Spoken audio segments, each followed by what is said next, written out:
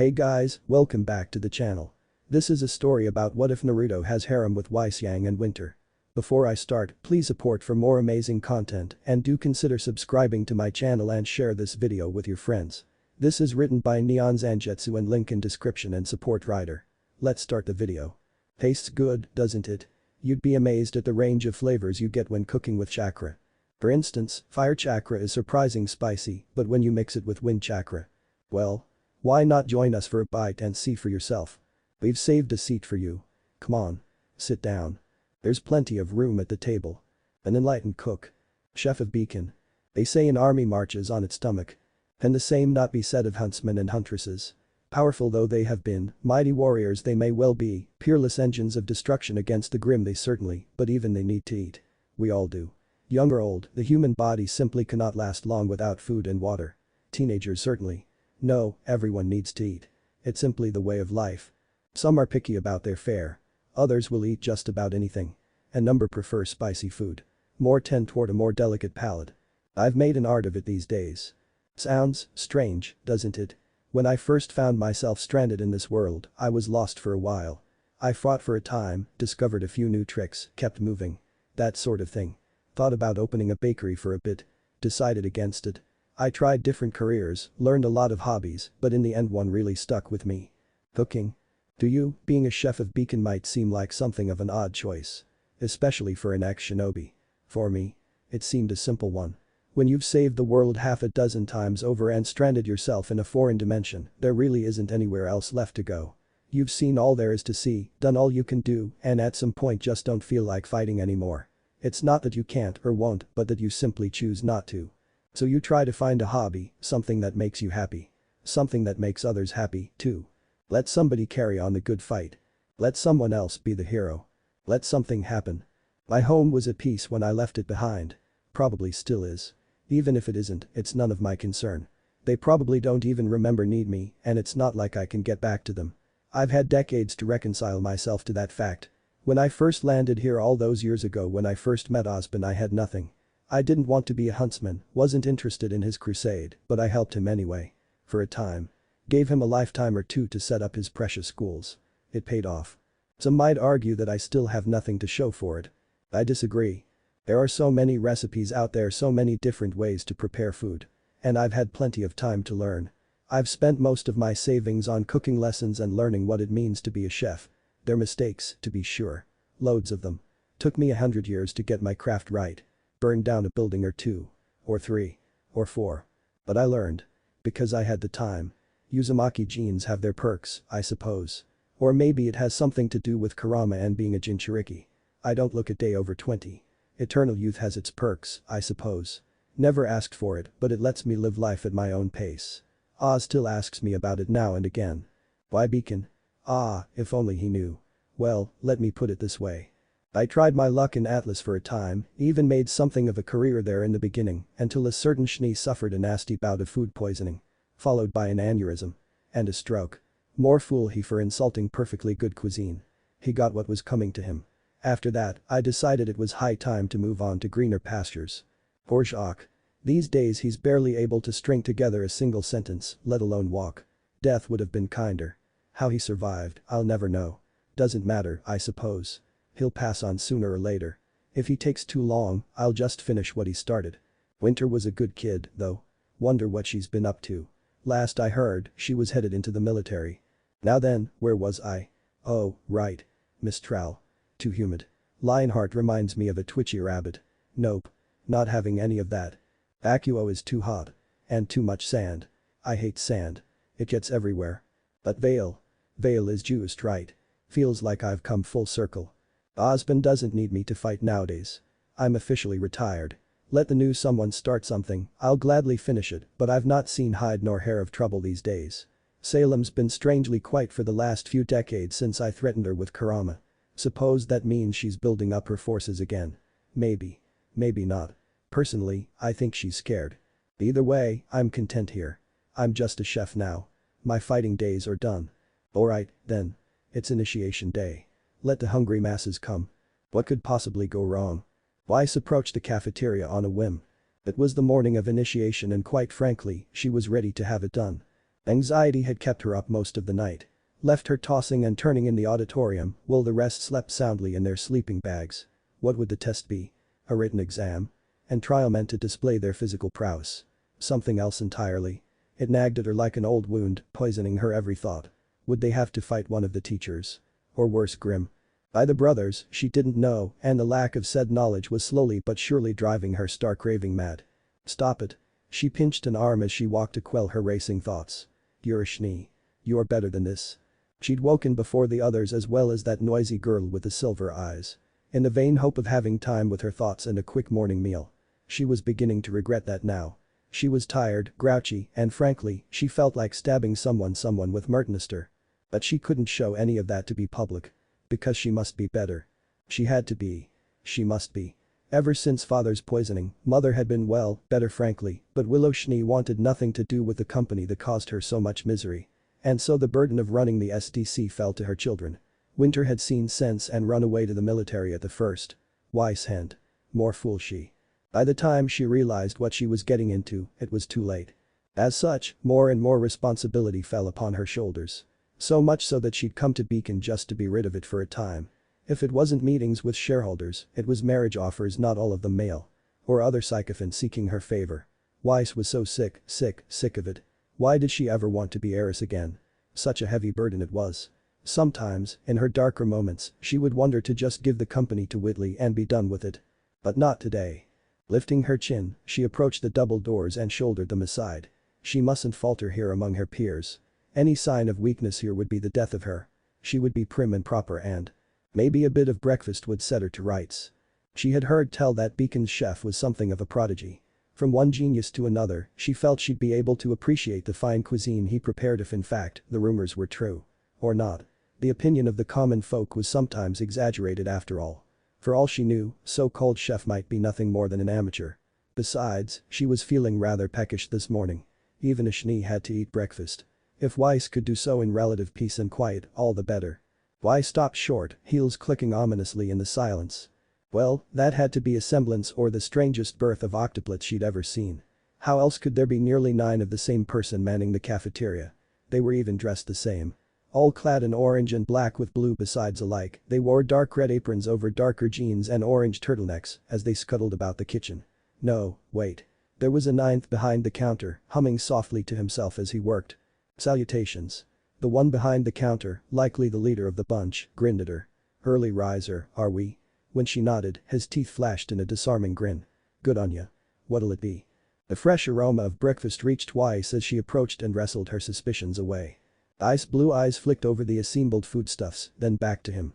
He was a handsome enough fellow, if a little rough. Sharp golden eyes with strange pupils, whiskered cheeks and a wild mane of spiky blonde hair. Some might have thought him a faunus, but no, she believed him to be a human. Even if he hadn't been, it wouldn't have changed anything. She wasn't father. One must judge an individual by their skills, never their race or face. What do you have? Whatever you like. He sang back. The brow quirked. Anything. That's a bold claim. The young man grinned. What can I say? I never go back on my word. Ice blue eyes narrowed. In that case, I require waffles with fresh syrup and butter, a side of bacon and eggs, and a tall glass of orange juice. Perhaps that was a bit petty of her to ask for so much of him. For a wild moment, she actually considered apologizing. No. A Schnee did not apologize unless absolutely necessary.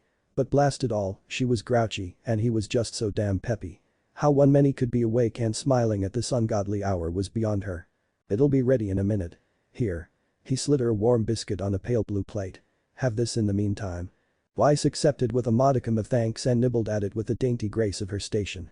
Her knees buckled and the world burned wide as her body nearly collapsed. Bliss. Well? His voice yanked her out of the daze. How was it? The heiress blinked, suddenly realizing she was cradling naught but crumbs in her hands. The biscuit was gone. Her eyes widened and she glanced about in search of it, only to find empty hair. Beacon's chef propped himself against the counter with a small smile of his own, so much so that she found herself somewhat taken aback. What was that? What happened? Ah, first-year syndrome, the young man tittered softly. Never get tired of that. Here. Another tray slid across, bearing delightfully fluffy eggs and bacon. Eat slowly, now. He cautioned her. Small bites. Don't wanna overwhelm ya. Weiss willed herself not to snap at him and did as she was bade, taking tiny bites rather than simply inhale the meal before her. Her mouth tried to betray her and scarf it down, eager to consume the delicacy before her, but she refused to let her body have its way. She controlled herself with crisp, clear movements, even as her eyes began to water. It was like taking a little bit of heaven. No pedestrian fare, this. She had to know his name. And so she asked. Naruto Uzumaki, at your service. He sketched a quick bow. Say, you look familiar. The blonde squinted at her, vaguely reminding her of a curious fox she'd once seen in her youth. You wouldn't happen to have an older sister by any chance, would you? About high. He raised a hand. She's got a really stiff posture. Last time I saw her she was around your height. He could only be describing one person. Weiss blinked. Do you mean Winter? She's my older sister. His eyes lit up. Really? Is she here? Weiss frowned. She is not. Oh.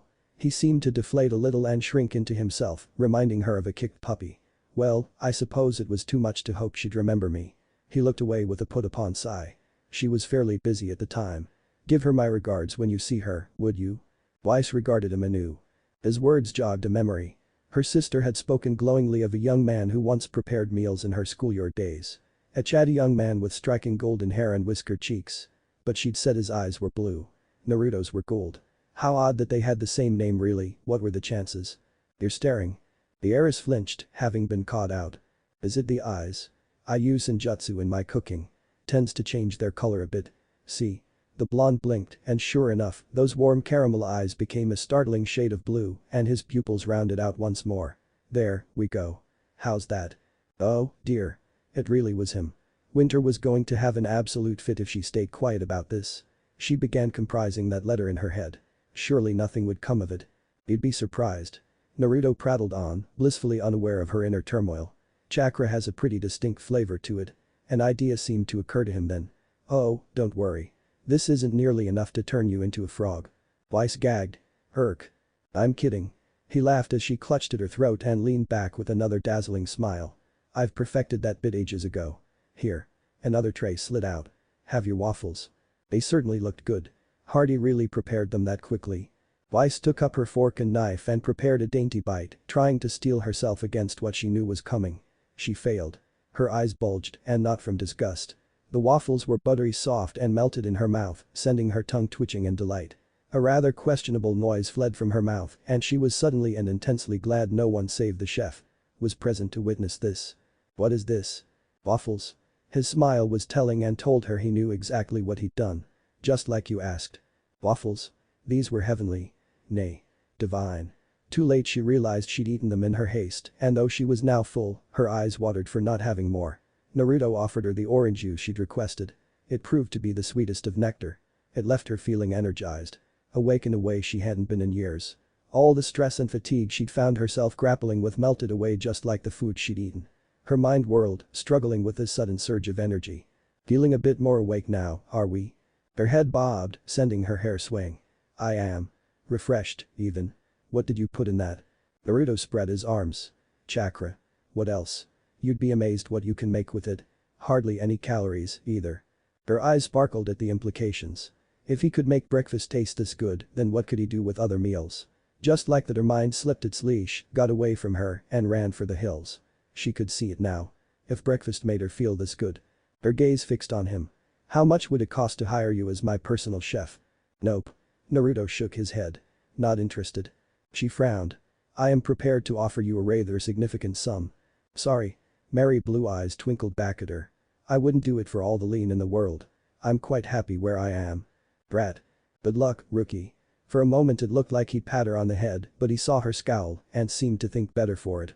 Quick as a flash he went back to his task. I'll see you later if you make it into Beacon. Her pride bridled at the perceived slight. What kind of attitude is that? Of course I will. He shrugged. If you say so. I do say so. I'm sure you do. His head bobbed in agreement as he began to prepare another meal. Plenty of people try to get into Beacon. Some succeed. Others fail. And you. He waved a hand, flailing it a bit. You've clearly got a chip on your shoulder. I'd get rid of that, were I you. It won't do you any good here. You'll have to work hard. How dare he? Weiss felt a spark of anger ignited in her cold heart. Good food or not, Naruto's attitude clearly left much to be desired. She had chosen to come here. Willingly picked Beacon over every other school. Of course she was prepared to work hard. Who was he to say whether she was worthy or not? Huffing, she raised her chin and turned away. Thank you for the meal, but you know nothing about me. Nope. The blonde beamed back. But I know your type. Mark my words, you really ought to let that pride go. Oh, that was it. She rounded on him and stabbed a finger into his chest. You wouldn't know pride if it slapped you in the face. Oh ho. Naruto leaned forward, eyes flashing like twin gems. Let's make a little wager then. Aha. Her walls slammed down. So that's what he's after. I'm no gambler, sir. You'll get no lean from me. Nah, he dispelled her fears with a wave of the hand. Ain't interested in money. I've got heaps saved from my younger days. Younger days. He didn't look a day over 20. Tell you what. He snapped his fingers and pointed one at her. If you make it into Beacon, I'll deliver a meal of your choosing to your room every day. I'll even teach you how to cook since you seem to have an eye for good food. Weiss perked up. His skills were certainly top-notch. And yet, what happens if, by some miracle, I fail? Nothing. The bead of sweat ran down her brow. You're mocking me, aren't you? No, no, no. The chef held up his hands. There's no penalty. Think of it as encouragement. Of course, if you're not satisfied with that, we could always raise the stakes. Her stomach whimpered at the idea, reminding her of the meal she'd just consumed. I'm listening. Naruto held up 3 fingers. Make it as team leader, and I'll be your personal chef for your entire tenure at Beacon. No questions asked. Her heart soared. You're on. But if you don't, you have to wear this. He dipped down behind the counter and whipped out a hideously orange apron with black letters stitched across its surface. Kiss the cook, it read. Weiss felt her eyes begin to burn at the sight of it. Too bright. Much too bright. She had to wear that. No. No, no, no. Absolutely not. She'd sooner die. What's wrong? Whiskered cheeks dimpled in a smile. I'm sure your sister wouldn't have balked at a wager like this. Weiss made a keening noise through her teeth. I'll have you know I'm 10 times the huntress she is. His smile told her that was a mistake. Then you'll have no trouble meeting our little wager. Why you? A chime overhead silenced her before he could counter her. Oh, that's the bell. Naruto looked up. Better get ready. They'll call you to the cliff soon. Weiss blinked. Cliffs. Naruto looked left. Naruto looked right. Naruto shrugged. I really shouldn't be telling you this, but Ozpin's a quirky bastard. He raised a hand and beckoned her closer. Against her better judgment, Weiss found herself leaning in. You're gonna be launched into the Emerald Forest to collect relics and fight Grim. Even as she digested that, he pulled on. Pretty sure it'll be chess pieces this year. Oz was always fond of those. Her lips parted to inquire about that, but his words rode her down for yet a second time. Oh, and the first person you make eye contact with will be your partner for the next 4 years, so be careful. Her heart sank into her stomach. I thank you. Is there anything else? Will all first-year students please report to the cliffs for initiation? A familiar voice intoned from the speakers. I repeat, please report to the cliffs for initiation. Don't mention it. He winked. Good luck. Oh. And make sure you have a good landing strategy. Weiss muttered a half-hearted farewell and scampered off with rosy cheeks. Inwardly, her mind began to race. Make it into Beacon. Easily done. Leader on team. Nothing simpler. She simply needed to prove herself a good leader. She could do that. No. She would do that. She'd make that man eat his words. He'd be waiting on her hand and foot. She swore to write that letter to Winter besides. He clearly knew her. Perhaps her sister could apply pressure where she could not. Not for sale, was he? Well. They'd just see about that now, wouldn't they? This wasn't over. He would be hers. One way or another. How little she knew. Hum all ye hungry. A chef is king in his kitchen. There is no one higher than he. In this moment, true words had never been spoken. Today, the cafeteria of Beacon girded itself for war. Alright, people. Gather round. Naruto stood stop a chair, his voice booming through the empty room as he faced the horde below him. You know what day it is. He crossed both arms before his chest, keen blue eyes stared his soldiers down.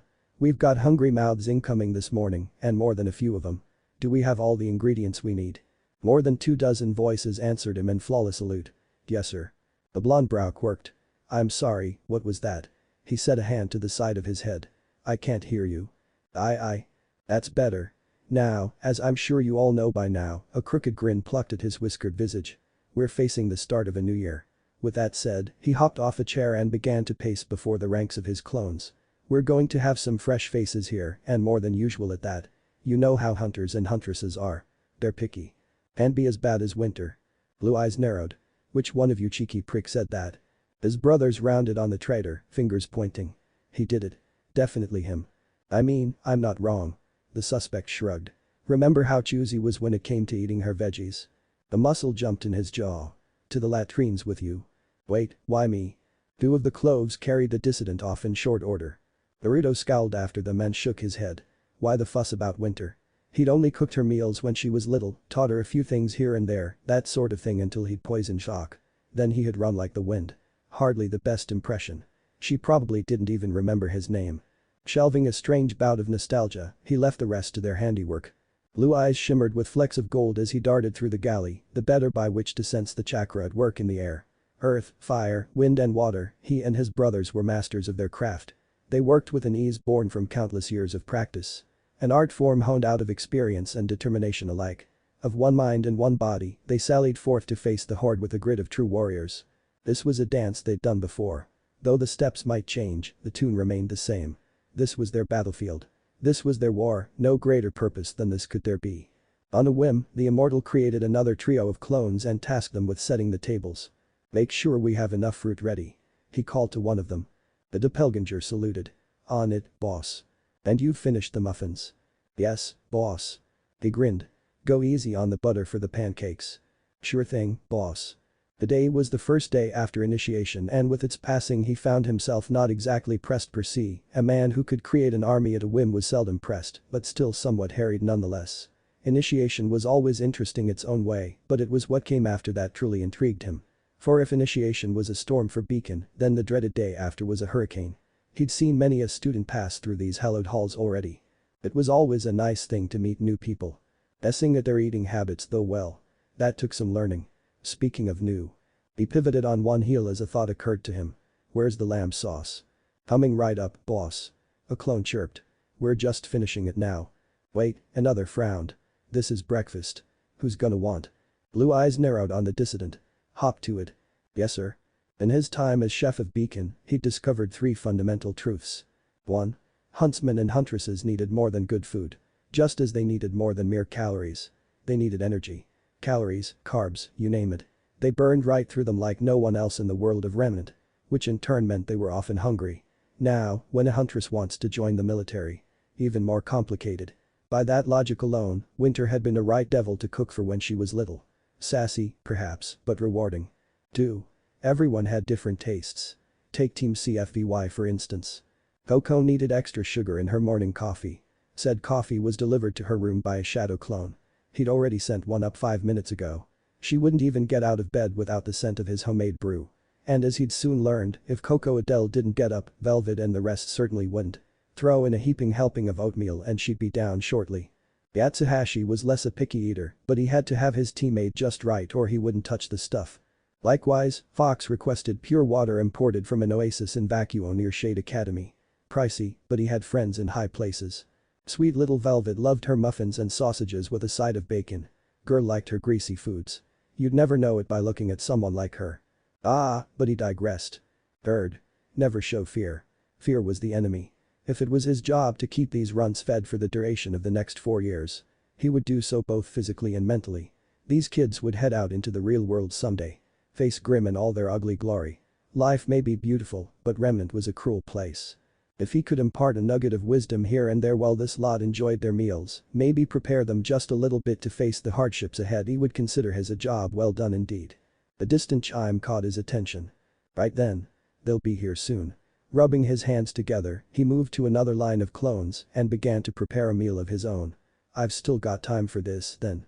Within moments, the fresh sizzle of meat filled the air, laced with decadent spices. At a glance it might seem strange to make steak for breakfast, but as he learned, Beacon catered to all kinds. More than a few of the later years had some energy-intensive semblances. Beacon catered to all kinds, faunus and human alike. He knew at least 3 students who needed copious amounts of protein just to function. Best have extra on hand just in case. Forewarned was forearmed after all. Saffron orbs flashed as he made his final preparations, and then, meal prepared, he passed it off to another clone. The quick spark of flame from his palm sprang through the air to feed the faltering fire from a nearby stove. Then he was away, mind already whirled to the next task at hand. No doubt he'd have to learn the newfound tastes of these sassy greenhorns and adapt to that as well. He hadn't seen many picky eaters thus far, but life had a way of throwing curveballs at him where freshmen were concerned. Good. He liked a challenge. Still small part of him couldn't help but wonder if a certain Shni had passed her initiation. Full of fire, that one. Not unlike another team he knew. His faith was rewarded a moment later as the doors crashed open with a thunderous crack. "Ahoy, Whiskers." A familiar voice crowed. "I've come to bargain." He turned and quirked a brow at them. "You've come to eat, more like." "Morning, Coco." Beacon's resident gunner flicked her shades down as she walked, dark eyes dancing beneath. "One of these days, you'll fall for it MMRPH." Her words were subsequently muffled by a flung bagel. Like an arrow it flew straight and true. Coco never stood a chance. The missile struck her mouth in mid-sentence, snapping her head back to land perfectly between her teeth. Her diatribe never got off the ground. Her mouth closed with an audible click, brown eyes gone wide. Really, that never got old. Turns out you could throw food just as hard as a knife. Who knew? She should have learned by now. Naruto lowered his arm. "The day I do that is the day I go to you for fashion advice." MRMHMPH. "I mean, come on." She took a hasty bite and swallowed. "You'd slay in a good pair of jeans." A slightly glazed look came over her eyes. "Not to mention a tight." "Down, Coco." Velvet swatted her arm as she stepped past. "That's my big brother you're looting." "Not by blood." "Good lord, you could grind mean on Thoo." She wilted but a little when Yatsuhashi whacked the back of her head. "Fine, fine." Her hands rubbed the back of her beret and she subsided with a whine. "Can't a girl have her fantasies?" The pair exchanged a wry look. "No. Spoil sports. Anybody else wanna rain on my parade?" Fox raised a hand, only to subside under their leader's withering glare. "Not you, too." Naruto left the three of them to it and turned a bemused look upon Beacon's resident bunny. "Well?" He cocked an eyebrow, arms spread wide. "Where's my hoomph?" Breath burst from his lungs as her head collided with his chest. Not a moment later her slim arms circled around his waist in a mighty squeeze. Say what you would about Velvet, but when she hit hard. Hell, she could absolutely throw down with the best of them when pressed. Her hugs were something to be feared. Least of all when she hadn't seen you for a month. She made that abundantly clear now. "I missed you so much." Heh. A familiar surge of warmth tugged at Naruto's chest. "That a girl. Missed you too." "So?" He laughed and patted her head. "How was your summer vacation?" "Good." Velvet drew back half a pace and swayed in place, knees twisting in thinly veiled delight. "Really good. Coco and me visited my da in Atlas. And it was cold up there." Coco catcalled from the back. "Least you had someone to keep you warm." Velvet flushed to the roots of her hair. "Coco. Not sorry." Naruto quirked another brow at her. Velvet and Coco. Well, now. That was new. He'd been busy this year, so much so that he hadn't kept tabs on anyone for once. It was always so boring around these parts when Beacon let out for break. Initiation and the week thereafter often proved hectic, but it was a burden he'd long since learned to live with. After all, with classes back in session it meant said boredom would very much be a thing of the past. There would be meals to prepare, students to see, and fights to break up. Never a dull moment. Honestly, times like these made him glad he turned down Osbin's offer to be a teacher. Maybe in another life, no, that was a thought for another time. "Oh?" Shaking it off, flicked a glance to the box at Velvet's belt. "Did your old man help you tune up an Isadora?" "Yup." She patted her camera with pride. "Got plenty of material up there, too." "That so?" He cocked a brow at his foster sibling. "Anything good?" "A few things." Her smile proved predatory. "You're not going to tell me, are you?" "Nope." She smacked her lips. He laughed as she slipped away. "Cheeky girl." When you cease to age in the effective sense of the word. It was all too easy to lose touch with reality. He'd learned to counter that by throwing himself wholeheartedly into his profession. Here, it was easy to see everyone as one big family. No, perhaps that wasn't the right word.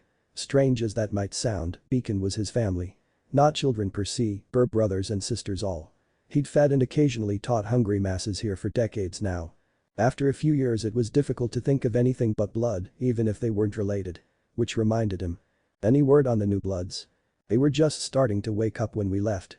Yatsu rumbled as he sipped at his tea. I dare say they'll be down here any food. The cascade of crimson petals swept past them, bringing with it a mighty wind. Moment now. He finished with a sigh. Naruto couldn't help but smile. There she is. I suppose congratulations are in order. Weiss Shni trudged in after the hurricane of flowers, looking like she'd bitten into the mother of all lemons. Poor thing. Really, a wet kitten looked more dangerous than her. The moment she laid eyes on him, however, her entire demeanor changed. She wiped her disdain away, stiffened and held her head high, chin lifted in silent challenge. He didn't miss the uniform. Well. Color him impressed. Seemed she knew how to fight after all. Well. She huffed at him. Do you have something to say? Feisty as ever. Naruto laughed and sketched a bow. Welcome to Beacon, princess. Princess. Weiss nearly hissed like a scalded cat when she first heard that nickname. It was only an ironclad sense of self-control that kept her from whipping Mertenister at Beacon's head chef. That and his damnable smile. A smile that told her he was waiting for just such an explosion. Well, there were worse things to be called, she supposed.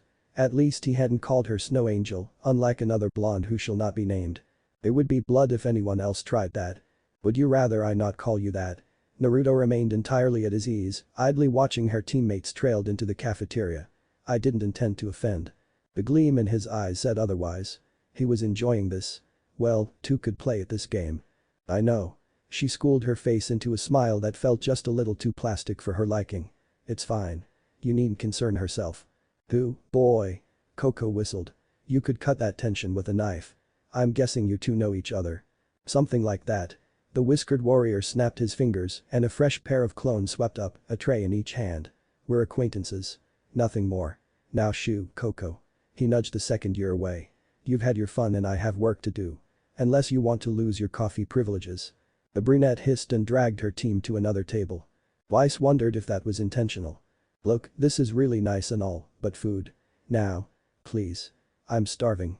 And then Ruby ruined the moment by walking right up to Naruto and tugging on his sleeve. The Mu's blue orbs met shimmering silver, widened but a little, then narrowed thrice as fast. Just a moment. Naruto didn't move. Nor did he flicker or even blur at that. Even to Weiss's keen gaze he simply ceased to exist. One moment he stood before them. The next he shot behind the counter in a golden flash. A brief clatter of noise reached their ears and reappeared with a tray of piping hot cookies balanced on one hand. Cookies. Of all things. Ruby's eyes lit up. Ooh. I never get to have these in the morning. You do today. He paused and squinted down at her, seeing something he hadn't before. Silver eyes. You look familiar too. Say, your last name wouldn't happen to be Rose by any chance, would it? Their resident reaper offered an innocent blink as she savored her early morning treat. Yes. For the first time since she'd seen him, Weiss watched Naruto recoil in surprise. It was a rare moment indeed and she felt as if she were intruding for it. Not so Naruto. He looked like he'd seen a ghost. Some specter of his past come back to haunt him from the grave. Summer. He whispered the name with something akin to reverence. Summer's your mother, isn't she? Ruby jolted. You know Mom. Know her? Naruto all but sputtered. I saved her from. He cut himself off with a harsh cough that turned his whiskered visage red. Well. That's a story for another time. He turned aside, muttering ruefully as a startled Ruby and Yang looked on. Good lord. Summer had a kid. His eyes lingered on Yang, now happily chatting with a clone at the counter. Raven too, by the look of her. I'll be damned. Why didn't anyone tell me about that? Bryce's quickly, his gaze swept to the third member of their party. But where are my manners? I'm guessing your friend over there would prefer some food herself. Rather than listen to me flap my gums all day. Golden eyes turned upon him, framed by a rueful smile. I wouldn't say no to tuna. You'll have it. Weiss flinched aside, gripping her wrist. Naruto saw it and turned away, only for Ruby to grab at his wrist. She looked down and kicked one foot against the back of her heel. Did you? She hiccupped but a little, then mastered herself and looked up. Do you really save my mother? She's still alive, isn't she? At her fragile nod, he breathed a sigh of relief. That's good. Haven't seen her in years. He tapped a hand to one side of his head. We, didn't really part on the best of terms. There was a look there that spoke of something tender, something almost paternal, but she didn't dare guess at it. I wasn't able to save her left eye, but I'm glad she's doing alright. Thank you. His words turned into a stuttering mess as Ruby reversed her grip to bury her head against his chest. She rocked back and forth like a top, fingers fisting fiercely against his apron. Wait, was she? Her ears strained as a faint sniffle reached her over the din of her fellow students. She was. Thank you. Her leader all but wailed the words, bowling into his shirt. Thank you, thank you, thank you. You're welcome. Naruto looked left. Naruto looked right. Naruto found no escape. His gaze settled upon Weiss. She backed away, shaking her head with such force that she nearly slapped herself with her ponytail. A quick glance confirmed that Blake had already been given her meal by a passing clone and left them to their fate. Fickle creature she was. In the end, he settled for a weak sigh and squeezed Ruby back. For all his fire, it seemed even he had his weaknesses. Crying girls appeared to be his kryptonite. Good to know. You don't understand. Ruby plucked her courage and looked up once more, eyes gone red and puffy. Mom always talked about someone on her last mission, but she never gave me any names. Her brow furrowed a little, and as Weiss looked on, she seemed to grapple with some distant memory. She kept saying she'd tell me someday or when you're older, but she never did. It really is you, isn't it? Naruto made startled Naruto noises. Weiss bridled. No. No, that was absurd. He didn't look a day over 20. Surely he couldn't be Ruby's fa. A distant crash claimed their attention. What's in this thing? Weiss slapped a hand to her forehead. Leave it to Yang to make a commotion. And just when it was getting good, too. Crazy fools, the lot of them. Her entire team was mad. In all honesty, she was only just beginning to realize this terrible truth. Ruby was an absolute spaz monkey, apparently prone to fits of weeping. Blake had barely spoken 2 words until now, and Yang. Oh, dear. Oh my gods. Sure enough, she found blonde brawler all but writhing on the floor, clutching at a crepe she'd swiped from God's new where. This is delicious. Her next words were all of a moan.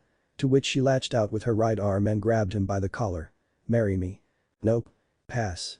He raised his arms to fend her off with a rueful smile. Sorry. No can do. Weiss felt her scarred eye twitch.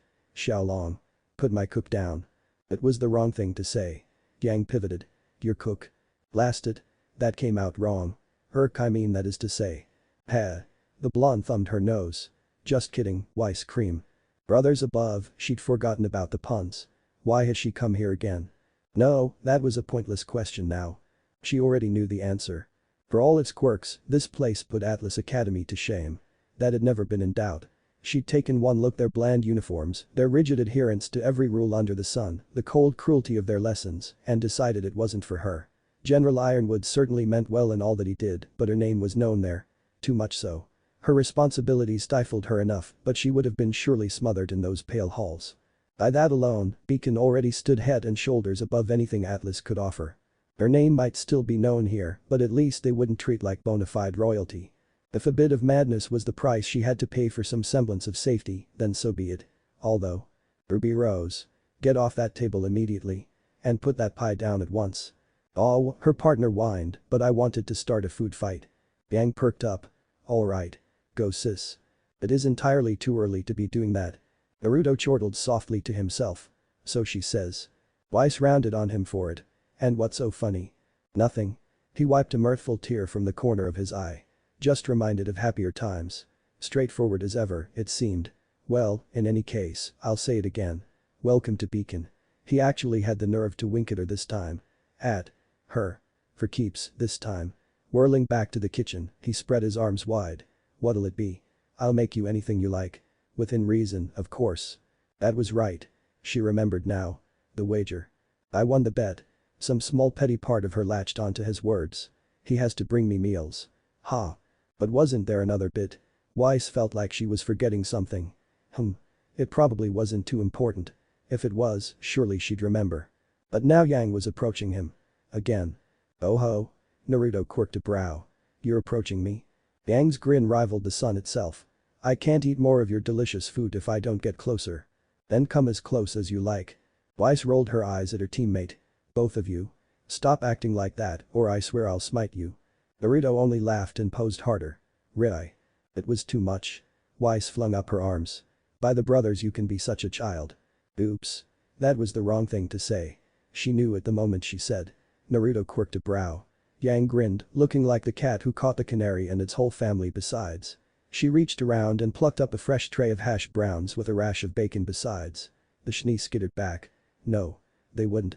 Surely not. Now. Naruto flicked the back of her forehead. Don't go throwing my food around just yet. Go sit with your sister. Aw, come on. Yang tossed her hair to one side. I'm just having a bit of fun. Xiaolong. Azure orbs narrowed. Get. Yang got. In all seriousness, a deal's a deal. Naruto laid one arm on the counter and set his chin against it. I'll make whatever you like. Weiss felt herself flinch but a little at that. If he noticed her unease, he did little to show any sign of it. Indeed, he pretended not to notice her anxiety entirely. What time would you like me to come up to your room? Weiss choked on her spit. Right. The bet. Definitely not anything untoward here. Nay. Certainly not. Her pale face flushed. Across the room, Coco whistled between 2 fingers. Go, Greenhorn. Claim your prize. A few accompanying hoots and whistles arose to meet her cry. Naruto launched a plate of pancakes at the cheeky gunner for her quip.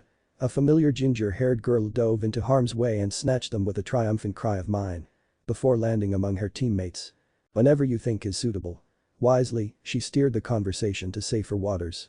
I made a call to my sister last night, by the way. Good? Naruto didn't seem fazed by the words. How's she doing? She's still healthy? You could say that. The less said about that, the better. In the end, her mind betrayed her, treacherous thing that it was. She'd never seen Winter fall out of her chair like that before. It had proven something of a memorable sight. In the end, her elder sister only said 3 words before closing the call. Keep him there. Whatever that meant. She would do her best of course, but it seemed an odd request regardless. It wasn't as if she'd rush all the way here from Atlas. Winter was the sensible sister. Not one prone to flights of fancy or such. Surely nothing would come of that. Which reminds me. His words snapped her back to reality. Did you make team leader by any chance? Why stilled as a pit opened in her stomach? Oh, dear. She remembered now. They'd made another bet, hadn't they? They had. A slow hair crept up the back of her neck, suffusing her pale skin with warmth. No, as much as she might wish it otherwise, she was most assuredly not the leader of Team RWBY. That honor fell to their dubiously named leader. She could lie to Naruto of course. She knew she could. She might even get away with it for a day or two until he asked a member of the faculty. Then she'd look the fool. Truth it was. She wilted. No. His eyes lit up. Apron of shame it is. Weiss made a keening noise between her teeth. Nuo. Quick as can be, he darted behind the counter and emerged with that hideous orange cloth. It was just as she remembered. Kiss the cook indeed. She would do no such thing. He held it out to her and she swiped at it with a hand, trying to claw it away before anyone could see. She only succeeded in drawing undue attention to herself. I'm not wearing that. Is that an apron? Yang absolutely howled with laughter. Ha. It is. Really, now? Naruto leaned back, considering as one might a squalling kitten. Does a shni not honor their word? Ruby giggled. Blake made a noise behind her. It might have been a laugh. Traitors, the lot of them. There would be a reckoning for this. Why you fine? Weiss all but ripped it from his hands. Give me that. You owe me a lesson besides. Right you are. His eyes flashed anew and she couldn't help but wonder if he'd been after that all along. How silly of me to forget. We've got another hour before lessons. Wait, they did. Why had no one told her about that? What trickery was this? But he was already smiling, taking her by the shoulder and guiding her aside. Put on that apron, he beamed as she did. Great. Come on back and I'll teach you how to make one of my favorite dishes. A distant crash shattered his smile like so much brittle glass. Ha. See, guys. A rough voice exulted loudly. I told you her ears were real. Weiss felt Naruto's hand tighten on her shoulder for the merest of moments. That was the only warning she received. It seems we'll have to wait a moment. He pivoted in place, already moving away from her. There's always one in every year, I swear. Weiss rounded in turn, following his sudden retreat with a wary gaze. Didn't take much to see why. Someone was pulling on Velvet's ears. Yanking, really. A pained whimper pierced the silence, broken only by the laughter of 4 boys, a quartet she was somewhat ashamed to recognize. Team CRDL. Of course it would be them. Aw, shit. She heard someone whisper. He pressed the velvet button. Damn straight. Another muttered, commiserating with air. Should have done that. Right, then. She heard Naruto call across the room. You have 3 seconds to cut that shit out. What? Carden bridled, puffing out his chest. What's it matter to you, old man? She's just a stupid rabbit. Oh? The temperature didn't merely drop. It plummeted. That was the only warning Carden received. An almighty crack echoed through the cafeteria, bringing silence with it. Weiss didn't see the chef move. But Ruby must have. Because she heard their leader gasp a moment before all hell broke loose. Velvet vanished with a squeak. One moment the faunus girl was struggling under Carden's ironclad grip. In the next she landed right in a grinning Coco's lap. Winchester slammed into the table, his head snapping to the right. A rabbit, is she? The chef of Beacon lowered his arm, rising to his full towering height as he did. By that very definition you're just a man. His nose wrinkled in thinly veiled distaste. And a bully at that. And you're just a damn cook. Said boy burst to his feet. What do you care? Weiss gulped and she wasn't even the recipient of his glare. Carden wilted beneath it and his team with it. Light steps carried Naruto forward. Close. Closer. Closest, now. Just because I've laid down my shuriken and kunai for the time being doesn't mean I've forgotten how to fight, son. I simply choose not to. But you? He snapped his fingers and 4 clones summarily appeared at his sides. You are unworthy of this food. They ripped their trays away, taking the food with it, much to the boy's displeasure. You bring dishonor into these hallowed halls. A snarl tore out of him, too deep to possibly be human. Get out. Before I have Kurama throw you out. Actually, on second thought. A giant golden hand swatted Cardin Winchester into the floor. Once. Twice. Thrice. Upon the fourth, that massive palm snatched him up and flung him clear into a wall. He slumped there like a broken doll. Puny huntsman. Coco laughed and elbowed Weiss. Yup, saw that coming. Shoulda seen what he did to the last bully. Velvet's practically a little sister to him.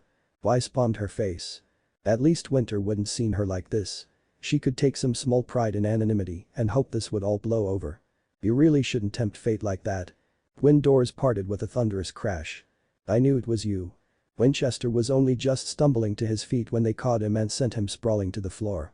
He slammed into the rest of his team still frozen by fear, scattering the lot of them like bowling pins. It was an apt comparison, Weiss thought. But only for a moment. Her attention was immediately riveted by the woman standing in the archway, arms still FLNG wide. Winter. Naruto looked up from the 5-course meal he'd already gone back to. Me? Oh. Hey Winter. Long time no see. Well. Weiss had never seen her sister falter in such a manner, let alone act like a blushing schoolgirl. Ah yes well. She tore her gaze away and gripped at her wrist. It's good to see you, too. Weiss looked left. Weiss looked right. Weiss flung up her arms. First time for everything, she supposed. Will this madness never end? Dirty little secret. She'd finally found him. Finally, after searching for so long, he stood before her. In hindsight, Winder couldn't believe her luck. Really, it seemed almost too good to be true. What were the chances that Naruto would leave Atlas and go Vale? 1 in 4 were one to count Menagerie. Slim perhaps, but quite possible for him. That he would then go to Beacon. Also possible. The very same school her little sister chose to attend. Unlikely, yet stranger things had been known to happen. But then for her own blood to blunder into him no less. Followed by a phone call. No. Once was coincidence, twice an accident, thrice a pattern. What did 5 times make? This was meant to be, she just knew it. She wanted to jump for joy, throw her head back and shout to the heavens. She would have too, if there weren't so many prying eyes and students. Watching her just now. Even now, a tiny part of her wanted to throw caution to the wind and leap on him. No look-alike here. It was him. She recognized him, and he, here. From the way her squinted at her now, right down to those whiskered cheeks. He even had that same silly apron of his. The same one he'd worn when she had been but a girl. Weiss deserved a reward for informing her of this, but later. Prize. Now. Chin up, soldier. She rallied herself with a snarl. He's here. Move. Crisp footsteps carried her forward, her boots clicking against the cafeteria floor. Chin up. Spine straight. Arms clapped behind her back.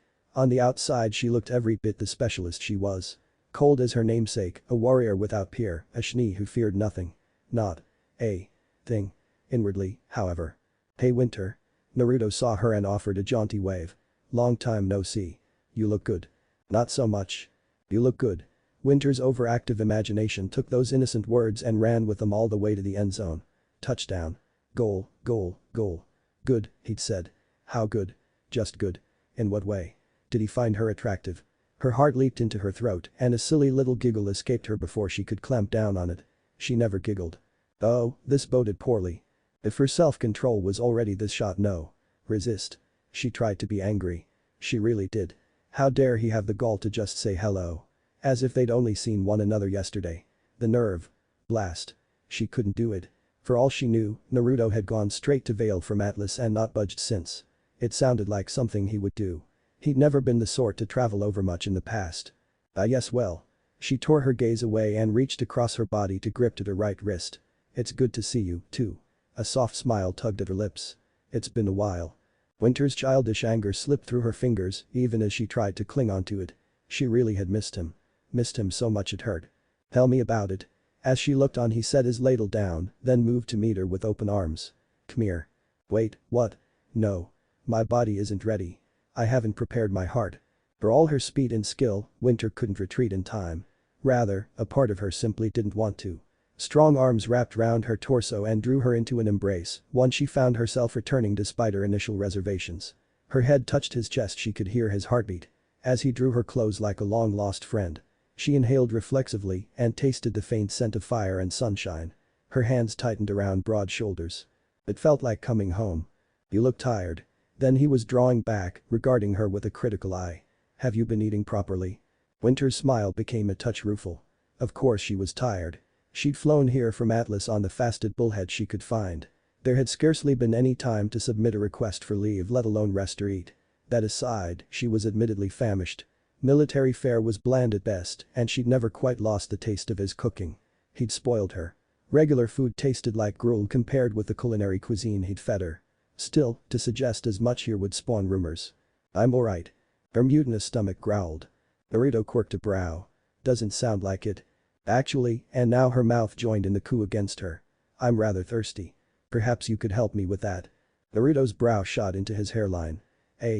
One could have heard a pin drop in the cafeteria. Such was the silence that followed those words. Someone hooted in the background. It sounded suspiciously like Coco Adele. Hot damn. Weiss absolutely gasped. "Winter. What's gotten into you?" Her teammate chuckled. "I dunno, sounds more like she wants something in her." "Not the time, Xiaolong." "I regret nothing." Winter's mouth sealed shut in abject mortification. "Nuo." She hadn't meant to say that aloud. "Forgive me." She coughed into a fist. "Perhaps I'm a bit tired after all." Naruto was her dirty little secret, the one she would never speak of to anyone. Not even Weiss knew the true extent of their relationship, if the word could be called such. Naruto wasn't her partner, nor her paramour, though she often found herself wishing for the latter. In truth, he was something altogether simpler. He was simply her chef. Nothing more. Nothing less. No matter what she might wish he would be. He'd prepared her meals when she was little and taught her the odd trick or two. This man had been a guiding influence in her formative years. Then father had fallen ill. Winter was no fool. She'd seen the signs coming long before anyone else. She had a front row seat at the time. Jacques and Naruto had been bitter enemies even when she was a young girl. Mother liked Naruto, which of course meant father hated him. To this day, she still wasn't quite sure how or why he'd come to serve their family, only that he had. They'd often quarreled horribly. Small wonder the chef finally snapped. She didn't hold father's current state against him. No, the world was well rid of Jacques Schnee. May that fool never recover. She still remembered that awful day when her mentor left. "This ain't goodbye, you know." She sniffled at the time. "It isn't." "Nope. We'll meet again. I'm sure of it." Face rosy in the cold, she thrust her little finger at him. "Pinky promise." "Sure." His larger digit curled around hers. "You know I never go back on my word." Now, years later, those very words had borne fruit. Ha. Vindication cease. She rebuked herself instantly. No, she mustn't be seen lusting after him like a bitch in heat. No matter how good his foot was. It didn't matter that he was just as she remembered. That he hadn't aged a day. He was every bit as she remembered. No, even better, because she was older now and he'd stayed the same. She was a young woman now and the silly crush she nurtured had never felt more real. Even now she was keenly aware of his arms on her. Her knees twisted a little, knees rubbing together. "Compose yourself, woman." Her mind barked. "You're a specialist, for crying out loud. Show some tact." Her heart was having none of it. Belay that. A ways in the back of her brain, a tiny Winter seized the wheel and gave it a hard spin. "This ship is setting sail. Forward ho." Why did her face feel so hot? "Don't worry," Naruto let go of her and pivoted back to his kitchen. "I'll whip something up for you. I've got a bit of food left over." Her face warmed anew. "That's not really necessary." The soft ding told her it was too late. "Ah." He presented her with a warm plate piled high with her favorite morning meal. Pancakes. At a glance it might seem silly, sentimental even. But there was a deeper meaning to that. He'd cut them into little bite-sized pieces, drizzled syrup across it, then sprinkled diced strawberries on top. She'd been a fussy eater back then. Always so stubborn, ever so picky, always so choosy. Until he'd learned to adapt to her tastes. In a heartbeat, she was caught up in another memory. "Yummy." A little girl grinned from her plate with a messy face. "This is my new favorite." Bright blue watered as she blinked. "You remembered." "Of course I remember." Naruto beamed back at her. "I didn't forget one bit about you, not one day, I swear." He tapped a finger to his forehead. "I will always remember." One arm guided her down into a seat as the other set breakfast before her. "Go on. Eat." Winter took a bite, chewed, and swallowed. She told herself she knew what to expect. She had tasted his cuisine many a time as a child and for that she'd been prepared. She was not. Ecstasy, joy, magnificence. She felt like she was melting into a puddle, as if all her clothes were slipping off her body. Winter was distantly aware of making a very unladylike noise rather akin to a moan, but were one to ask her later, she would have most emphatically denied it. She was quick to take another bite. Then another. Followed by another. This wasn't simply a meal, this was the food. The food was sacred, the food was pure, and the food was good. There was nothing else but the food. Food was love. Food was life. Respect the food. Her world began to spin, the sound of her hammering heart blotting out all else. In that moment she was keenly aware of his hand in hers, tan fingers threading through her pale palm. She couldn't think. Couldn't move, could barely even breathe. Her body was burning, nay, it felt like a giant hand had massaged her very soul. More. She needed more. And yet her fork scraped against the plate. Aghast she looked down only to find that the plate was clean. She'd licked it dry. She hadn't even noticed. It was maddening. She didn't want to beg, oh, who was she kidding? She'd happily lop off her right arm to have another taste. To have gone without the food for so long, only to be reminded of its glory, it wasn't fair. And Weiss would get to taste this every day of her life. Not fair. While she, as a specialist, would have to return to Atlas and suffer through that god-awful fare once again. Not fair. There could be only one solution. Time to put her game face on, then. Winter straightened a little. May I speak to you in private? She expected him to refuse. To call her foolish. Imagine her surprise then, when he shrugged. Sure.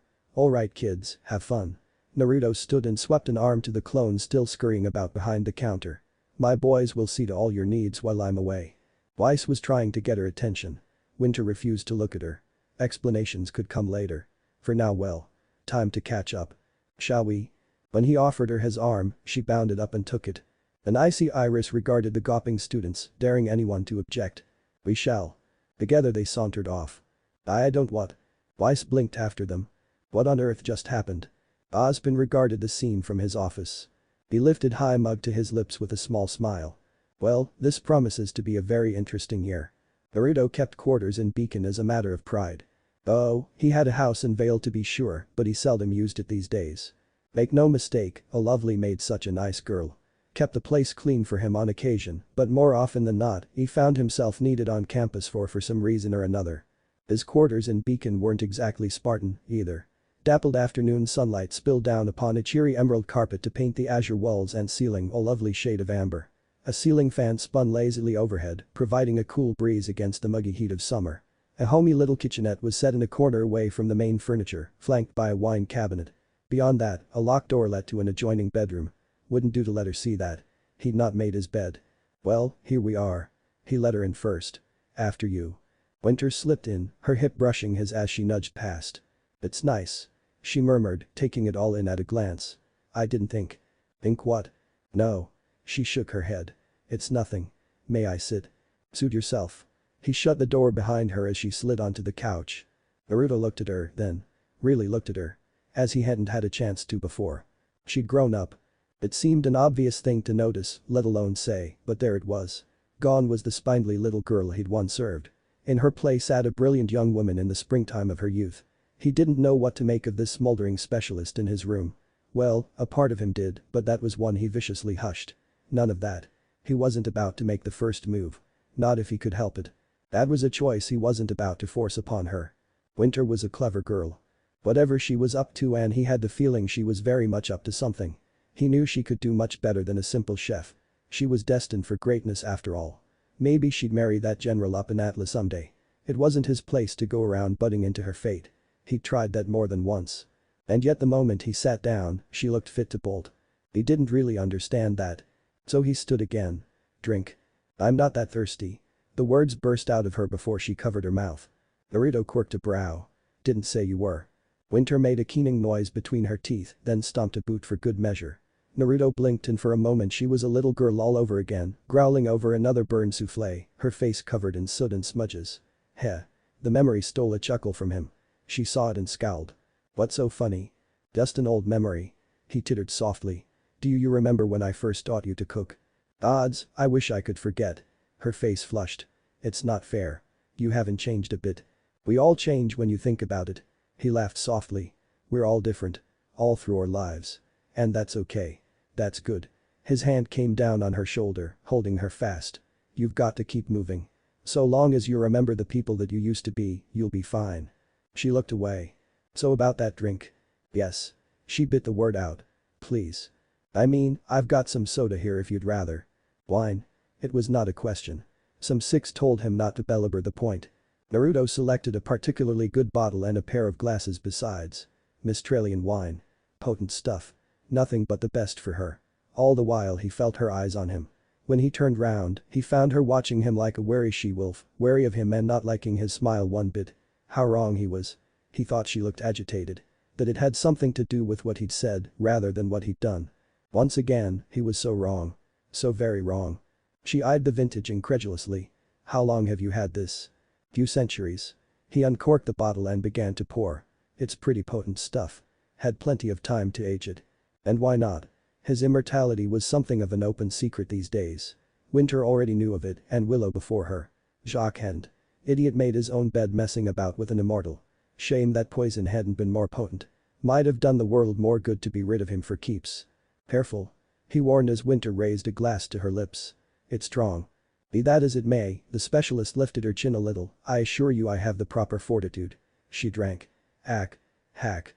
Her words dissolved into a harsh cough. Strong. Very strong. Naruto bit back a laugh as settled in beside her. I did warn you. Her response was to knock another glass back. So he poured her a second. Winter downed that too. Followed by a third. When she reached for a fourth he held the bottle back. Liquid courage was all well and good, but he knew a schnee who drank too much already. The world didn't need another. You certainly made out well for yourself. Realizing he wasn't going to grant her another, she leaned back and crossed her legs. I wasn't aware you'd come to Vale. It's a long story. He poured himself his own glass at last and savored the burn. Wine wasn't something he indulged in often, but it suited his tastes well enough. The pall of uncomfortable silence fell over them as he drank. So, Naruto said apropos of nothing, how's life treating you? His words seemed to reactivate Winter. Because she all but dove on the topic. I'm a specialist now, sir. And you're happy? He swirled the wine in his glass, watching the red liquid slosh about. It reminded him of blood. Atlas is where you want to be. As you say, sir. Winter pouted and puffed out her chest a little, not noticing the way he averted his eyes and quickly raised them. Probably for the best. Wouldn't do to give her any ideas. Winter had always been a perceptive girl. Still, Naruto found himself blanching for other reasons. Sir. Not that word again. Anything but that. Don't go calling me sir, alright. A muscle jumped in his jaw. You'll make me feel old. Yes sir. Her lips twitched. Sorry sir. His right eye twitched. Are you messing with me, Winter? The faint ghost of a smile plucked at the corner of her mouth. No sir. She was. There was the willful girl he remembered from years past. He'd missed her so. Speaking of missing. What brings you to Beacon? I came to check up on my sister. Winter was quick to reply and quicker to snatch the bottle from him. Too quick. As if she'd rehearsed it over many hours. Like she was eager to lose herself in drink. It's important that she acclimates well here. She drank heartily, surprising him with her vigor. A schnee must excel, after all. Naruto read the white lie at once. Even after all these years he could sense negative emotions. Winter's had spiked just now. He could have called her on the carpet for it, accused her of tricking him. Instead he let her be. It really was good to see her again. She'd been such a diligent little student. You've been kind to Weiss, I hope. Another glass came and went between them both. Sure have. He barreled on, heedless of her sudden frown. Even made a bet with her. I'll be teaching her a few things. Her brow twitched. Is that so? Perhaps I need to have a word with my dear sister. Oh, dear. He knew that tone. Winter. It's nothing, sir. She changed gears quickly, throwing him off once more. May I speak with you again if time permits? His suspicion softened. Sure. My door is always open. Something wild flashed through her eyes. Naruto thought he recognized it. Almost looked like lust. No, surely not. Winter was Winter. She'd never been like that. Must be imagining things. On a whim, he decided to take things a step further. Surely there wouldn't be any harm in it. Here. He fished his scroll out of a pocket and offered it to her. Let's swap numbers. Her back stiffened. Truly. Well, he chortled, if you don't want to talk with an old man. No. I do. Her phone whipped out and touched itself to his. A faint chime sounded between them. Well. Guess she didn't mind after all. There. That sorted. Winter leaned back and swayed a little. Maybe that was the wine. How much had she drunk again? He wasn't sure. Surely Winter wasn't that much of a lightweight. He looked back, only to find the bottle somewhat lighter than before. Odd. He'd only had a few glasses unless she drank half the bloody thing. Which she hadn't. She couldn't be that much of a lightweight. It just wasn't possible. Perhaps we could, Winter swallowed once and steadied herself against him. Spar sometime? Sure. We can do that. He grasped at the words like a lifeline. Provided your stance isn't still full of holes. Trust me, she blinked up at him through her lashes, ran a hand down her flank, fingers trailing up and across her hip. My form has certainly improved. Alright, even he wasn't that dense. A freaking brick wasn't that dense. Still, he had to be sure. He sniffed once. The scent of wine was strong on her breath, a fruity concoction that tickled at his nose. "Winter, you're drunk." He croaked the words out. "Tipsy at best." She didn't see to hear him. "That's not fair." Her words slurred but a little as she hand ran along the length of his arm. "You ran away." A leg crossed his. "I missed you." He jolted a little as Winter promptly used it as leverage to land in his lap, legs spread on either side. "Not just your food, but you," a tiny hiccup escaped her lips. "Not fair. You got what you wanted. I didn't." "What about me?" "What about what I want?" Blue eyes flashed. "What about you? Is this going somewhere?" She granted him a bleary grin. "Yes. All the places." He frowned. "You're drunk." "Possibly." She slurred. "Do you even care?" "Nope." Naruto sighed. "Yup. Definitely tipsy. Probably smashed, knowing his luck. Why did she have to be such a lightweight?" When he placed his hands on her hips and tried to nudge her off his lap, a pair of glyph pinned his hands where they were. So much for being a gentleman. Something warm and soft brushed his cheek. Her hips ground against his even as her breast smashed up against his chest, creating a brand new ache. She leaned in and pressed her forehead to his, angled her head just so. Naruto snapped his head to the right. What was meant to be a simple peck on his cheek, well, it became something else altogether. Her mouth was warm and soft against his. Winter made a pleased noise and deepened the kiss. Her hands found the buttons of his jacket, fumbled at it and failed miserably. Her nose wrinkled adorably. Not so her jacket. She ripped it away and it slapped him in the face a moment later. Naruto blinked. Huh. Black lace. She didn't strike him as the type. Good lord, you could get lost in those things. Unfortunately or fortunately depending on one's point of view, the South specialist mistook his silence for something else entirely and pushed him down against the couch. "No, no, no. You're not going anywhere." For a moment, she sounded almost sober as she loomed, the glaze in her eyes said otherwise. "Mine. You're mine. All mine." A rueful laugh escaped him. "I wasn't aware I was property." "Yes." She swatted his chest. "My Naruto. My chef." He laughed again. Demanding. Winters took hold of his hands and guided them somewhere else entirely. His palms alighted upon something warm, soft and infinitely yielding. This time her moan wasn't muffled against his mouth. Wine or not, it was difficult to ignore, downright impossible, really. For a moment his self-control fractured. He squeezed. Mistakes were made. Winter gasped in thinly veiled delight, her lips peaking in a cry that was anything but soft. "Oh dear." He'd flipped her switch. "Yes. Harder." She bent down and kissed him again, one hand reached for his belt. Tap. Tap. Tap. And someone knocked on the door. "Winter?" A muffled voice permeated the wooden barrier. "Are you in there?" "It's Weiss." Naruto craned his neck even as Winter began laying a line of very distracting kisses against it. How did she know they were here? Had she followed them? No, of course she had. He wasn't sure why he was surprised. She struck him as the sort to pry. Silly schnee. "Wrong room." Winter sang off key. "Go away. I'm not here." "Yes." Naruto exhaled in a long-suffering sigh. "Yes, she is." She glowered back at him. "Traitor. Trust me, you'll thank me for this later." "No." Winter whined and kicked against his chest like a surly teenager, not the young woman she was. "No fire. If you're that keen on this, I'll screw you when you're sober, not soused out of your mind." His one-time apprentice crossed her arms and sulked. "Wanna do it now?" Tempting, but problematic. He quirked a brow at her. "Would you rather Why see you like this?" "See who like what?" To her credit, Winter seemed to realize her compromising position immediately. She looked down. Up at him. Down again. Even in her stupor, she was still a schnee. Here at last her liquid courage seemed to fail her. Naruto gave her a gentle nudge and she fell to the floor and crashed backward with a yelp. "That's it. I'm coming in." At that very moment, Weiss broke the lock and crashed inside. She didn't yelp. She was too ladylike for that. Her pale face still flushed 7 shades of scarlet. "Why is my sister on your floor? And where's her shirt?" Winter raised a bleary hand. "Hello." Naruto plunked back down on the couch and touched a hand to his cheek. He couldn't quite hide the smile from his face. "This is my life now." Taming a monster, interlude. "I'm home." The door clicked open. Naruto didn't so much stumble as he did stagger across the threshold of his home. His shoulder struck a wall and he braced himself against it, pressing his forehead against the cool plaster to catch his breath. From there he immediately whirled and locked the door behind him. After a moment's thought, he laid a hand against the metal frame and activated the seal there for good measure. There. Home secure. Wouldn't do to have someone come barging in after him again.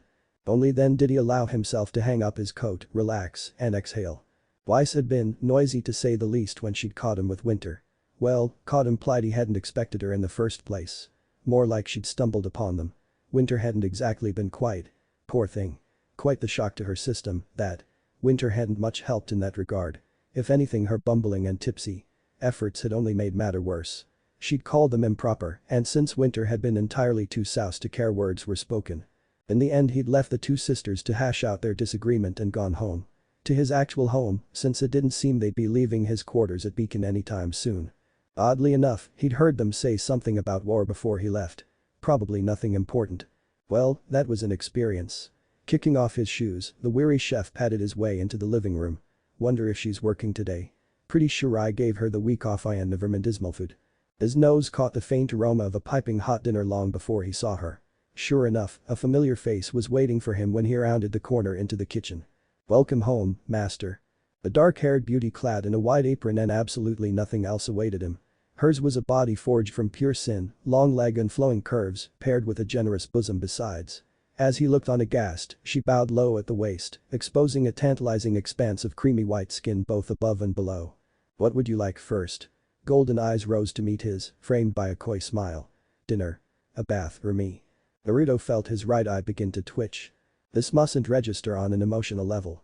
She was doing this to get a rise out of him and succeeding. Cinder, why? He didn't dare avert his eyes, if only because he knew she'd do something else the moment he looked away. Every time. Why do you always do this? Are you flustered? Her smile turned sly as she straightened and smoothed out a wrinkle in her apron. Does this bother you, master? Began with that word. In a manner of speaking, yes. Then yes, I must. Her lips alighted upon his cheek. Then she sashayed away back to the kitchen, giving him a generous view of her hips and much more besides. I had a feeling you might return today. As such, I went out and prepared your favorite. An ear twitched. Ramen. No. Resist. Pretty sure I gave you the week off, though. Why, master? She spun, touched a hand to her heart and swayed where she stood. You wound me. Would you cast a poor defenseless maid into the streets? Yeah, no. He deadpanned. We both know you're anything but harmless. Molten Gold's orbs narrowed. Guilty as charged. There it was, again, that subtle hint of rebellion. Cinderfall had come into his employ some 2 years ago. She tried to recruit him at the time for some reason or another at the time. It hadn't gone well. For her. To be fair, Naruto really hadn't intended to break Cinder in such a manner, nor had he known she would become this at the time. It simply happened. One dish was all it took to seal her fate. Followed by another. Yet another. Another. She'd been like this ever since. Sometimes he wondered if Cinder was secretly a masochist. She certainly did her work well enough to be sure, and he could never sense any negative intent from her. He wasn't blind. She was clearly up to something, but so long as Beacon was kept clear of it, he didn't much care. What was the old saying? Better the devil you know than the one you didn't. Something like that. Whomever she really was, Cinder clearly didn't bear him any ill will these days. How could she? If she killed him, she won't get any more of the food. He knew she had a life separate from this, but she seemed keen to keep them that way. Poor thing probably didn't want anyone else to see her true self. She'd kill to keep her secret. Amusing as it might be to reveal this to the world, he knew she'd go absolutely ballistic if he ever outed her secret life. Another day, perhaps. Here you are. Cinder laid out the dish for him. I followed your instructions to the letter. She really had. Damn, but that ramen looked good. Naruto patted her head. Good girl. She preened a little as he sat. For a man who cooked everything under the sun, it was a simply joy to have food prepared for him. Naruto liked to bask in it whenever he could. He didn't even pay Cinder in the traditional sense of the word. If only because she refused it. She simply craved his food and demanded it as payment. Whatever her intentions were, he could at least keep an eye on her like this. And if anyone saw her in such a state, well. No doubt she'd gone to great lengths to keep her professional life separate from this. Well. Searching golden orbs turned to regard him before he could dig in. Did you bring me anything? I've been. Good. Naruto arched an eyebrow, unable to keep the smile from his face. Ack. She all but choked on the word. No, I didn't say that. The other brow climbed yet higher still. Yes. She slumped. I was good. That's what I thought. Here. Beneath her watchful eye, he extracted a small sealed case from his coat, one that contained today's leftovers. Her eyes lit up at the sight of it. He set it on the table and opened it slowly, allowing the faint aroma to do its work. Cinder inhaled once, and those golden eyes became glazed as she regarded the feast he'd set aside for her. Well. There went her switch. Times like these made Naruto think he might have gone a tad too far with her and the dishes he'd made. Just a touch. Just a little. Had he accidentally made her a food whore? Was that even a thing? Cinder reached for it, only to falter as he grabbed her by the wrist and reeled her in. She didn't fight in the least as she landed in his lap. "You're in a mood today." Naruto only grunted. "I'm afraid you'll have to earn your keep this time." To be fair, he hadn't been until a certain schnee riled him up. Damn him for a fool and a gentleman both.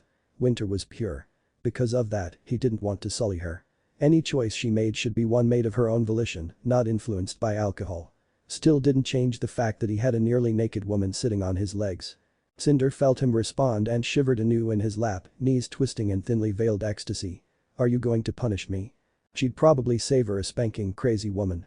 "You're enjoying this, aren't you?" "Maybe." She cooed as her hips ground against his. "I've been such a bad girl lately." That was a lie and they both knew it. A laugh escaped him. "You really haven't. Let me have this, blast you." In the silence that followed, his mate needed no further provocation. A hand reached up and tugged. Just like that, Cinder's apron slipped from her shoulders and puddled at her feet. Deprived of that flimsy article of clothing, she bared herself for him completely. Well. There was something he wouldn't mind eating. Her hands linked around his neck and she planted her legs on either side of him. Her forehead touched his, breath warm on his face. "Dear," she purred, "let me help you relax, my master." This was the woman who once wanted to conquer Vale. Once. Truly, Naruto had no way of knowing just how badly he'd broken Cinder fall. "You have a maid?" "Yes." Naruto looked up at Weiss as he worked the next morning. "She's a perfectly nice girl if a little strange." Wataminute. Why did it sound like Weiss was grinding her teeth? And just like that, the food wars intensified. Making a chef. "Order up." Naruto attacked the weekend as he did all things. With singular vim and vigor. Whistling a merry tune he whirled a freshly cooked steak down the line, grinning as a clone took the plate and set to work. Even as it did his hands were already moving on to the next, kneading dough at speed, threading it with chakra before whirling it onto another clone with a flick of his wrist. An amused doppelganger caught the would-be pizza, spun it once and passed it on to another. Truly he was in a fine mood, which meant his boys were likewise in peak form. They had to be, especially when one considered just how early some students were known to rise. Even on a weekend the cafeteria was in full swing. Less mouths to feed perhaps, but that didn't make the requests any less varied. Liza Raymond on the way. He pivoted and whipped a bowl at its intended target. Catch it or die. The grinning student with violet hair managed just that and sauntered away to a table with meal in hand, guarding it as one would gold. As she should. Raymond was love. Raymond was life.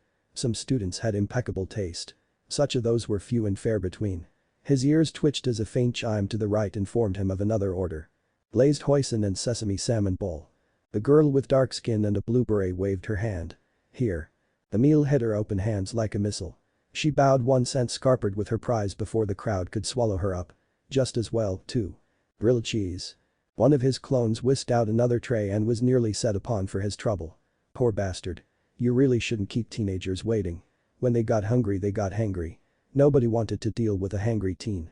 Not even him, and he'd fathered at least 3 over the years. On a whim he winged a free pizza their way. It kept the mob from tearing into one another, at least. With the reprieve he'd granted himself, he had the rest served in short order. Crazy kids. Reminded him of his daughters. Come to think of it, pretty sure it's been a few months since I heard from Melusine or Bargast. Maybe I should call. Someone knocked on the counter behind Naruto, drawing him from his musings. Salutations. The immortal paused. Blinked. Looked down. Bright green eyes stared back, framed by an inquisitive freckled face and short curly orange hair. She cocked her head to one side and he mirrored the motion. Idly, he took in a gray-green dress and black leggings edged with green stripes. Huh. Neat. That wasn't a beacon uniform, though. What was she doing here? Was she lost or something? Well, he muttered, you're new. What'll it be, kiddo? I am not hungry. She graced him with a beatific smile. I was just enjoying the smell. Naruto flung a glance over his shoulder. His clone shrugged back at him. Meh. Kids these days were weird. He'd heard of some people who enjoyed scents over actual foods, but he'd never thought to meet one. To each their own, he supposed. He wasn't one to judge. So just to be clear, he waved a spatula at her, you didn't need anything. Affirmative. She snapped off an adorable little salute. I am simply here to observe. Well, observe away. He rolled up his sleeves and went back to work. One wave done, on to the next. I'm here all day. He felt those curious jade orbs linger on him regardless. A minute passed while he and his clones carried out their tasks. Still the girl didn't budge. Even as the last of the lunch rush trickled away and content students left to enjoy their hard-won weekend, she didn't waver. And then. Specialist Schnee speaks highly of you. Winter. Naruto perked up and turned to face her once. You know her? She is my friend. The strange girl linked both hands behind her back and swayed on her feet. I came with Specialist Schnee to compete in the Vital Festival. So that's the excuse she used to get here. He thumbed his chin. Ain't the festival still a ways away yet? A blink as he realized what that meant. So you're from Atlas, then? Indeed. I am combat ready. So you are? Yes. The girl bobbed her head in agreement, though her gaze lingered on the leftovers. Your food does smell very nice. Naruto chortled softly at her longing expression. Are you sure you're not hungry? I am not. She shook her head. Thank you for the offer. What was it with her and refusing to eat? Stranger and stranger, this one. You're clearly a student, so I'm not about to charge you for a meal, if that's what you're worried about. She paused. Considered him anew. Specialist Schnee may require some form of sustenance. She was rather ill this morning. Of course she is. Naruto bit his lip to stifle a smile. Hangovers are no joke. Hold on a second. 3 rapid steps carried him to the cooler, where he extracted a bottle of ice water. It was the simplest thing to thread a bit of healing chakra through the frigid liquid. A few sips of this would expedited what might have otherwise been an awful 2 days for her. Hopefully she'd thank him for this. Here, he proffered it to her. Tell her to take a sip of this every hour. She accepted it reverently. I will do so. On a whim Naruto stretched out his senses and regarded her with the entirety of his being. What he found there had him recoiling in surprise. He could sense her and yet, he couldn't. Her presence was muted, present yet distant. For all that she glowed in his mind's eye, her soul a deep vibrant green against her hollow casing. Wait. Casing. Was she a? He frowned anew at her. What's your name? Henny. The girl chirruped, clutching the bottled water to her chest like some precious lifeline. Thank you for the experience. I will return to Specialist Schnee. Have a sensational day. I hope we meet again. Wait. Henny paused. Yes. No, it's nothing. Tell Winter I said hello. I will do so. Her smile was pure as sunshine. Good day. Naruto watched her skip away. Yes, she actually skipped. And shook his head at her passing. Strange girl. He muttered to himself. Maybe I should keep an eye on her. Whatever her origins, Penny seemed harmless enough. Yet for some reason he couldn't help but feel what was the word. Empathy? No, that wasn't it. Pity. Yes, that was the one. If she really was what he thought she was, then he felt rather sorry for her. James and Pietro must have succeeded in their little project. Could a robot taste food? Sounded like a challenge. He liked challenged. The faint cough echoed behind him, interrupting his musing once more. He whirled to meet it with smile. Blue eyes widened. Weiss. Right on time. I've come for my lesson. She looked prim and proper in her traditional white outfit if one were to ignore the apron.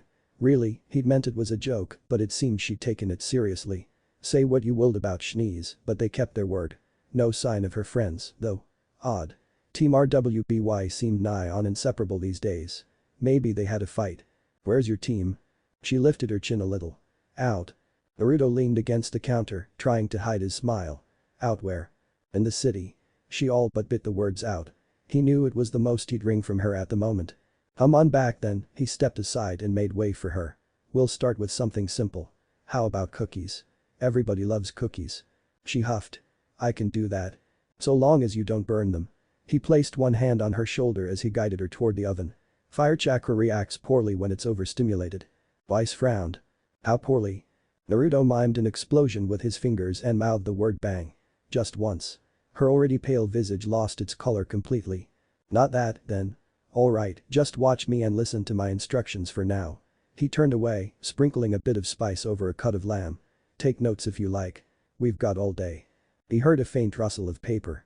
Surprise, surprise, when he looked back Weiss had a notepad and pen to hand. Adorable. So, she began apropos of nothing, you and my sister. That happened. Them and Winter. Where had that come from? What about us? Her back went curiously stiff. Are the two of you? No, no, he waved a hand. Nothing like that. Strange, he felt a curious pang in his chest as he said it. She was pretty drunk at the time and we hadn't seen one another in ages, so. Just like that, the stiffness abated. So the two of you aren't. He blinked. Aren't what? It's nothing. She looked away. This is a nice kitchen. It really was, but even a blind man could have seen the change of topic for what it was. Naruto knew better than to poke a Schnee. I have first claim to you in any case. She huffed. The blonde brow rose at her choice of words. Ho. Weiss growled. I mean your services. Sure you did. She subsided at last, watching intently as he worked. Her pen scratched against paper as she took studious notes. It wasn't to last. I don't understand. She asked suddenly. If you have all this skill and power, then why lower yourself to that of a mere chef? Must you always be so suspicious? He flicked her forehead. I simply want to showcase my talents and find someone who can truly enjoy my cooking. I have no particular objective beyond that. Truth be told, he held no ulterior motive. I'm not interested in world conquest. When her scowl redoubled, he offered a small shrug. I could rule, if I want to. But why would I? Food brings people together better than any monarch could. Really, who wanted to rule Remnant? That was a pipe dream if he'd ever seen one. You couldn't very well rule 5 kingdoms. Menagerie still counted to him, no matter what some people might say. But it would take your entire life and an army besides. That was a thankless task, one he had no desire to revisit. Why conquer the world with strength of arms when you could do it with food? Lot less work, that. You might say my only goal now is to enjoy myself. He said at the last. And of course, I enjoy nothing more than the looks of delight my cooking inspires on people's faces. She opened her mouth to reply, only to be muffled by a morsel of warm bread. That's it. Naruto patted her head. That's the look. Never gets old. Her brow furrowed. For a reason such as that. Ah. His finger touched her lips before he could launch into another rant. This is not a discussion for the two us, unlike the salt and pepper over there, he gestured to the well-prepared meal he'd been eating while he waited, it's not on the table. Now watch and take notes. If I'm going to teach you, then I'll teach you proper. A wink and he went to work. Properly. Weiss begrudged him a nod. Naruto beamed and went back to work. Before long he heard the faint scratch of pen against paper. Cinder was hungry. No, hunger implied she could last a while yet. She couldn't. Because she was starving. With each passing moment that she sat here, she felt her stomach twitch. How? It had only been a few days. Surely she wasn't so weak that she'd lose herself this quickly, was she? Did it have something to do with the portions? He'd only given her leftovers this time, not a proper meal. Maybe it wasn't enough. Maybe she wanted more. Once upon a time, such a notion should have galled Cinderfall to her very bones. She loathed the idea of being beholden to anyone or anything. It would have, were she in her right mind. But then again, she hadn't been for quite some time, had she? Look boss, I'm telling ya, we need more men for this. Why has she agreed to meet Roman here again? Torchwick's words and excuses droned on and on as he made his report, an endless animal bleat that Cinder no longer bothered to pay attention to.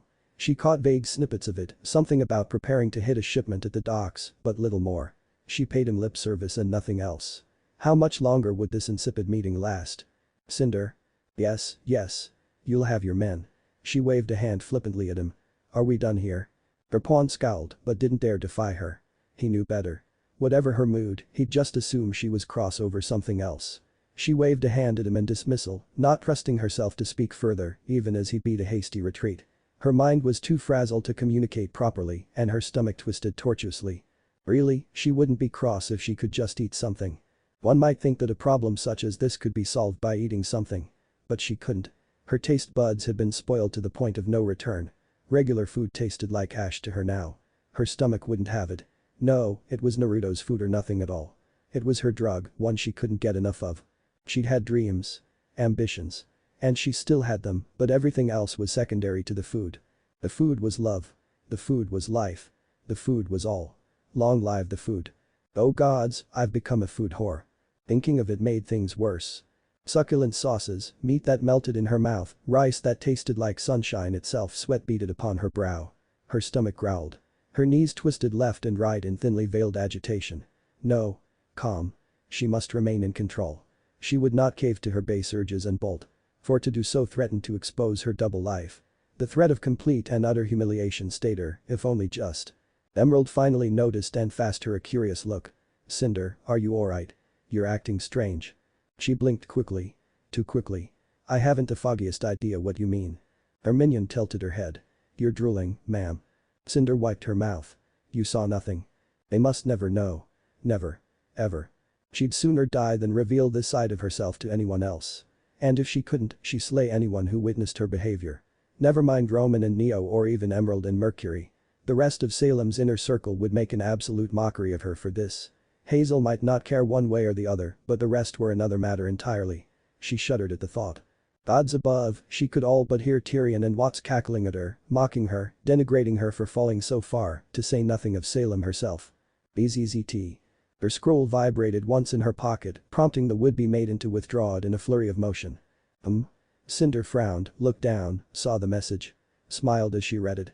For 3 lines waited her within, written in a familiar scrawl. Made something a little different today. Plenty of leftovers. Hope you like ramen. Her heart performed an acrobatic flip against the walls of her chest and leaped into her throat. At last. The food. Glory be to the gods. Now if she could just make her way to his abode without drawing attention to herself, all would be well. Her cravings would sated for a time once more satisfied, leaving her free to plot and scheme as she had before. Mercury peered over her shoulder with childlike curiosity. Who's that? Friend of yours? And what the heck is ramen? Cinder yelped and hastily stowed her scroll before he could get a good look at it. Nothing. Emerald and Mercury exchanged a wry look. Sound like something. And, scent. They say time flies when you're having fun. Naruto pocked his scroll and wiped a bead of sweat from his brow. I think we'll call it a day there, he declared, regarding the rapidly darkening sky from the window. You did pretty good today, Weiss. Wouldn't want to wear you out. When he looked back, Weiss was sound asleep at the table, face down, her head buried in a cookbook. A tiny snore reached his ears. If her arms were covered in flour and her face was sprinkled in spices, he pretended not to notice. She hadn't been content to take notes after all, it seemed. Warmed an old man's heart, it did. She'd worked harder than he thought. Naruto pinched the brow of his nose. Of course she'd worked herself to exhaustion. Didn't stop him from tugging a blanket over her shoulders, though.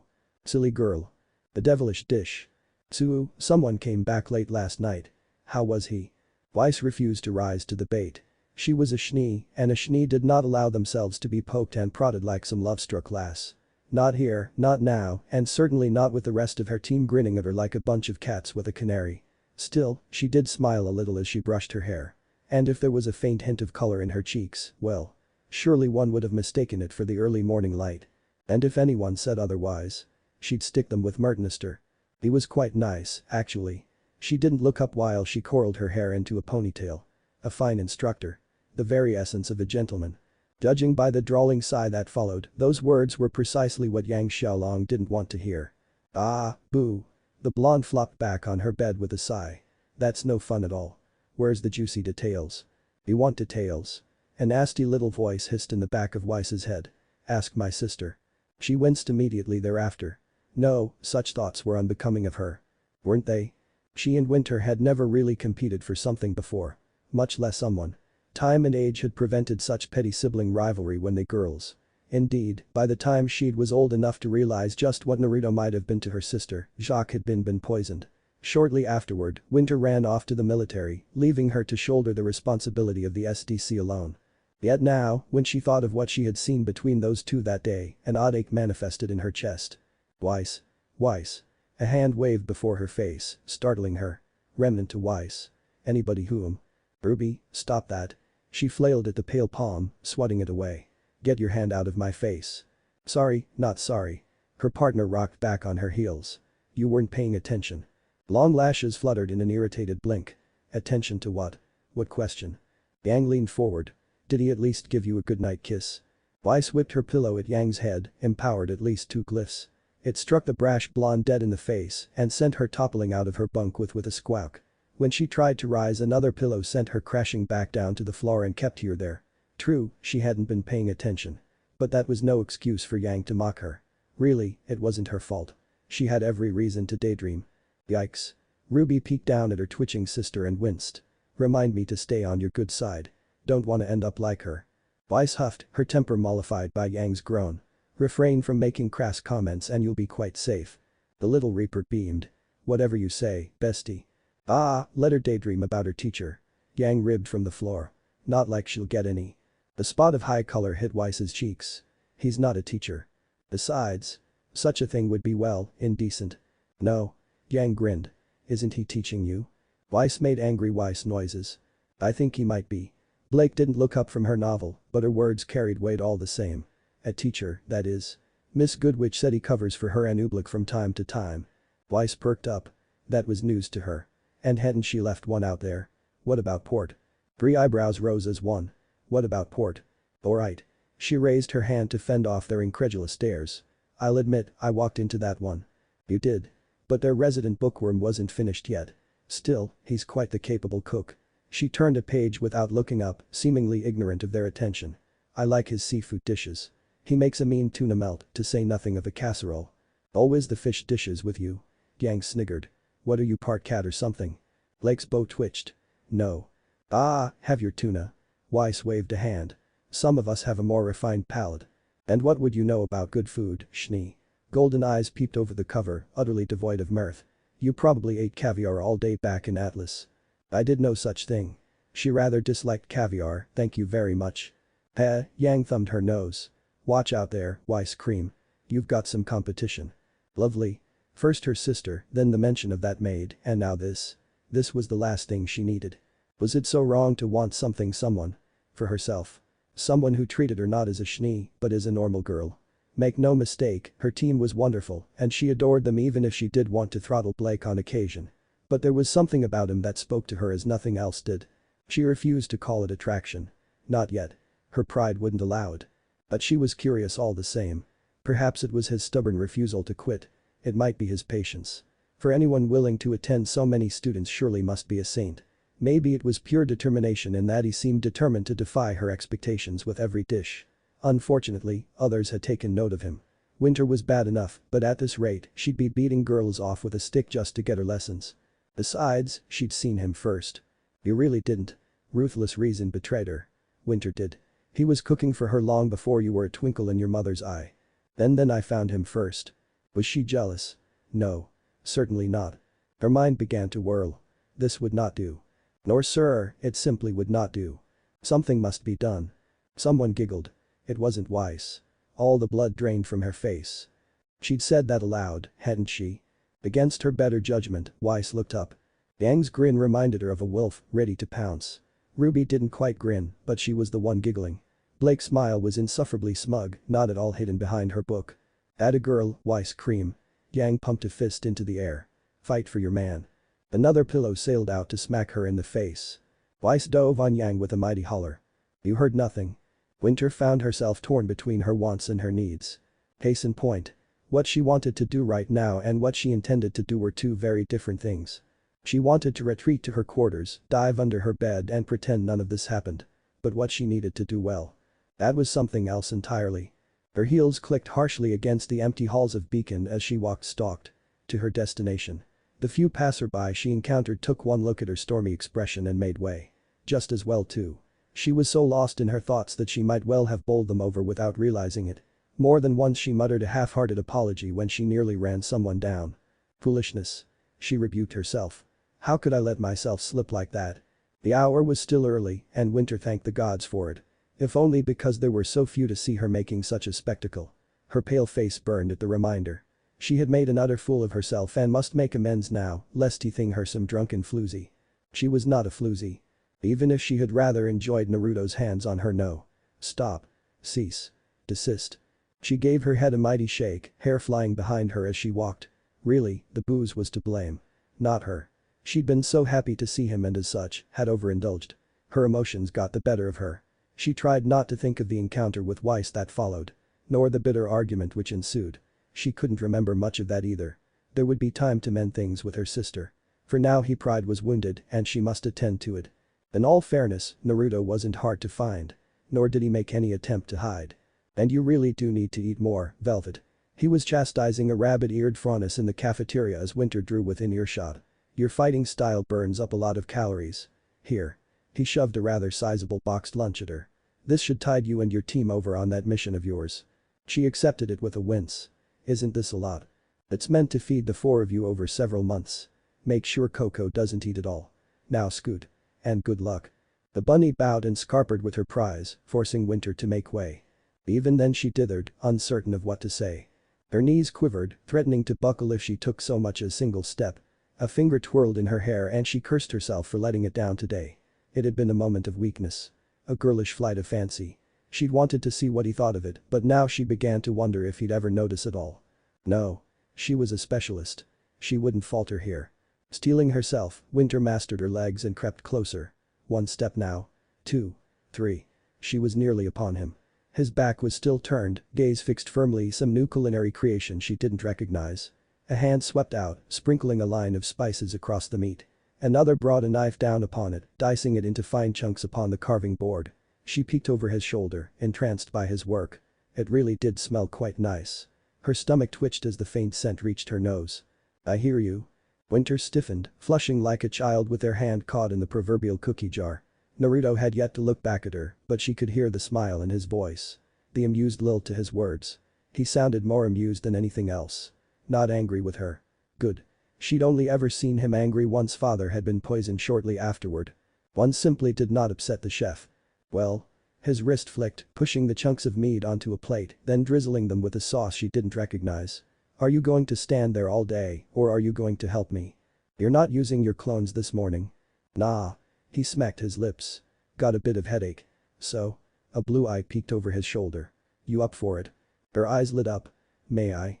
An apron flew out and smacked her in the face. Winter donned the black garment quickly and slipped over the counter to join him. In short order, master and apprentice fell into a familiar rhythm.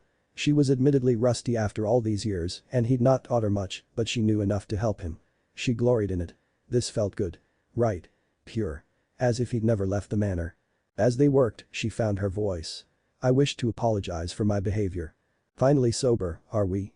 Winter's pale face turned red. "I am so terribly sorry for the mess I made." Naruto whirled and thrust a spoon into her mouth, silencing her. Her eyes widened as plucked it free a moment later, leaving her mouth full of food. Waste not, want not. Instinct kicked in. Winter's mouth betrayed her, and she began to chew. Moist chunks of meat melted in her mouth, forcing her to swallow. And the moment she did. "Flavor?" Winter's knees buckled as she moaned. That's no fair." She whimpered. "You can't win an argument with food." Have, and I will. I raised 3 girls." He leaned back against the counter, grinning from ear to ear as she looked away. "Trust me, what you did pales in comparison to their antics." Her heart skipped a beat. "You have children." What did that mean? Was he married? Oh gods, was she trying to seduce a married man? Eternal youth has its perks. Naruto shrugged, heedless of her fear. "But to answer your question, yes.